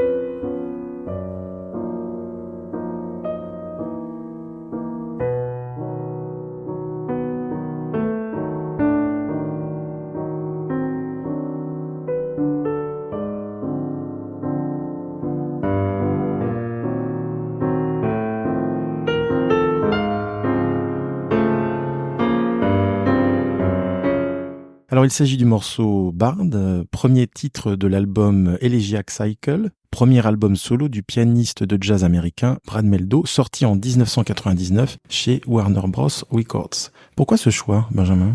C'est un morceau que j'écoute encore beaucoup, mais que j'ai beaucoup écouté quand j'écrivais ma thèse. Et c'est une manière pour moi de me ressourcer. C'est le rythme que j'ai quand je marche. C'est un morceau qui me ressource beaucoup. C'est un morceau qui m'a permis, moi, de m'apaiser et de canaliser, en fait, mon énergie pour pouvoir écrire ma thèse. Est-ce qu'il y a une dimension méditative un peu? Pour toi, en tout cas? Pour moi, c'est méditatif. Pour moi, ça ouvre aussi sur un mode d'interconnexion avec d'autres éléments, avec d'autres dimensions. Et j'espère que chacun peut trouver comme ça quelque chose qui fasse écho, que ce soit une musique, que ce soit une pratique, que ce soit un tableau, que ce soit qu'importe, et qui fasse vibrer, puis se ressourcer en fait. C'est comme ça que moi j'apprends et c'est comme ça que je peux faire des choses. Donc voilà, c'est un morceau qui est important pour moi et qui ouvre peut-être aussi sur d'autres dimensions de qui je suis. Voilà, ce morceau te fait vibrer, c'est ça? On pourrait dire ça comme ça? Il me fait vibrer, ouais. C'est un morceau qui correspond, je me reconnais dans ce morceau. Après, savoir pourquoi, ça serait une autre question. C'est ce type de musique que j'ai aussi dans la tête quand je réponds à tes questions depuis le début de cet épisode. Alors le disque est constitué de 9 compositions formant comme un cycle, d'où le titre de l'album. Le thème du premier morceau, Bard, réapparaît au fur et à mesure du disque et réexposé à la fin. Alors cette idée d'un thème traversant toute une œuvre est inspirée par les cycles des Lieder romantiques tels que Winterreise de Schubert. D'une certaine manière, il y a la notion aussi de faire du neuf avec des référentiels anciens. Ça te parle, cette notion finalement de réinterpréter, de s'inspirer et de transformer? Oui, beaucoup. Dans d'autres morceaux, il fait explicitement référence à Bach. Mais c'est une pratique qui fait beaucoup de sens pour moi, aussi parce qu'elle fait résonance avec cette notion de systémie, de mise en relation, et que la relation, en fait, n'a de sens que parce que chacun fait un bout, mais que la résonance d'un bout n'en a que si elle est prise par quelqu'un d'autre, en fait, de l'autre côté. Donc de faire des connexions, de faire un dialogue continu avec les périodes, avec les œuvres, avec les moments, quelque chose qui, pour moi, est la meilleure garantie que l'on ne se fasse pas avoir par le conflit, mais qu'on arrive finalement à le résoudre, c'est-à-dire un réseau, une connexion, une dimension réticulaire d'interconnexion avec tout, et c'est ça qui finalement fait cette étoffe du monde dans lequel on vit, avec lequel on interagit, et avec lequel on interagit avec soi-même, avec les autres, avec le monde. Donc oui, ça fait beaucoup de sens. Donc tu es devenu coach il y a combien de temps maintenant, Benjamin? À peu près à la louche, hein? Une petite dizaine d'années. Petite dizaine d'années. Est-ce que tu t'es spécialisé assez rapidement dans le conflit, la résolution de conflits? Oui, parce que je me suis spécialisé avant, en fait, en gestion de crise et en résolution de conflits, et c'était à la fois l'accompagnement technique de la résolution avec les outils de la médiation, de la négociation, et cette dimension philosophique de la prise en considération de l'appareillage conceptuel de la personne et de la personne, de l'accompagnement de la personne. Finalement, je fais essentiellement, parce que je viens de là, un coaching de gestion de crise et de résolution de conflits, avant tout, avec cet arrière-plan de philosophie. Est-ce que finalement, ce positionnement, j'ai envie de dire stratégique, sur une thématique qui est récurrente en entreprise, mais qui est importante et parfois extrêmement sensible, est-ce que ce positionnement parle aussi un peu de toi? Ah oui, beaucoup, je pense. Dit autrement, je vais être explicite, est-ce que tu as connu un conflit un peu ontologique, un peu fort, un peu puissant, qui à un moment donné t'a déterminé de dédier une partie de ta vie professionnelle à cette thématique? Si je fais ce que je fais, c'est que je cherche aussi à comprendre le conflit.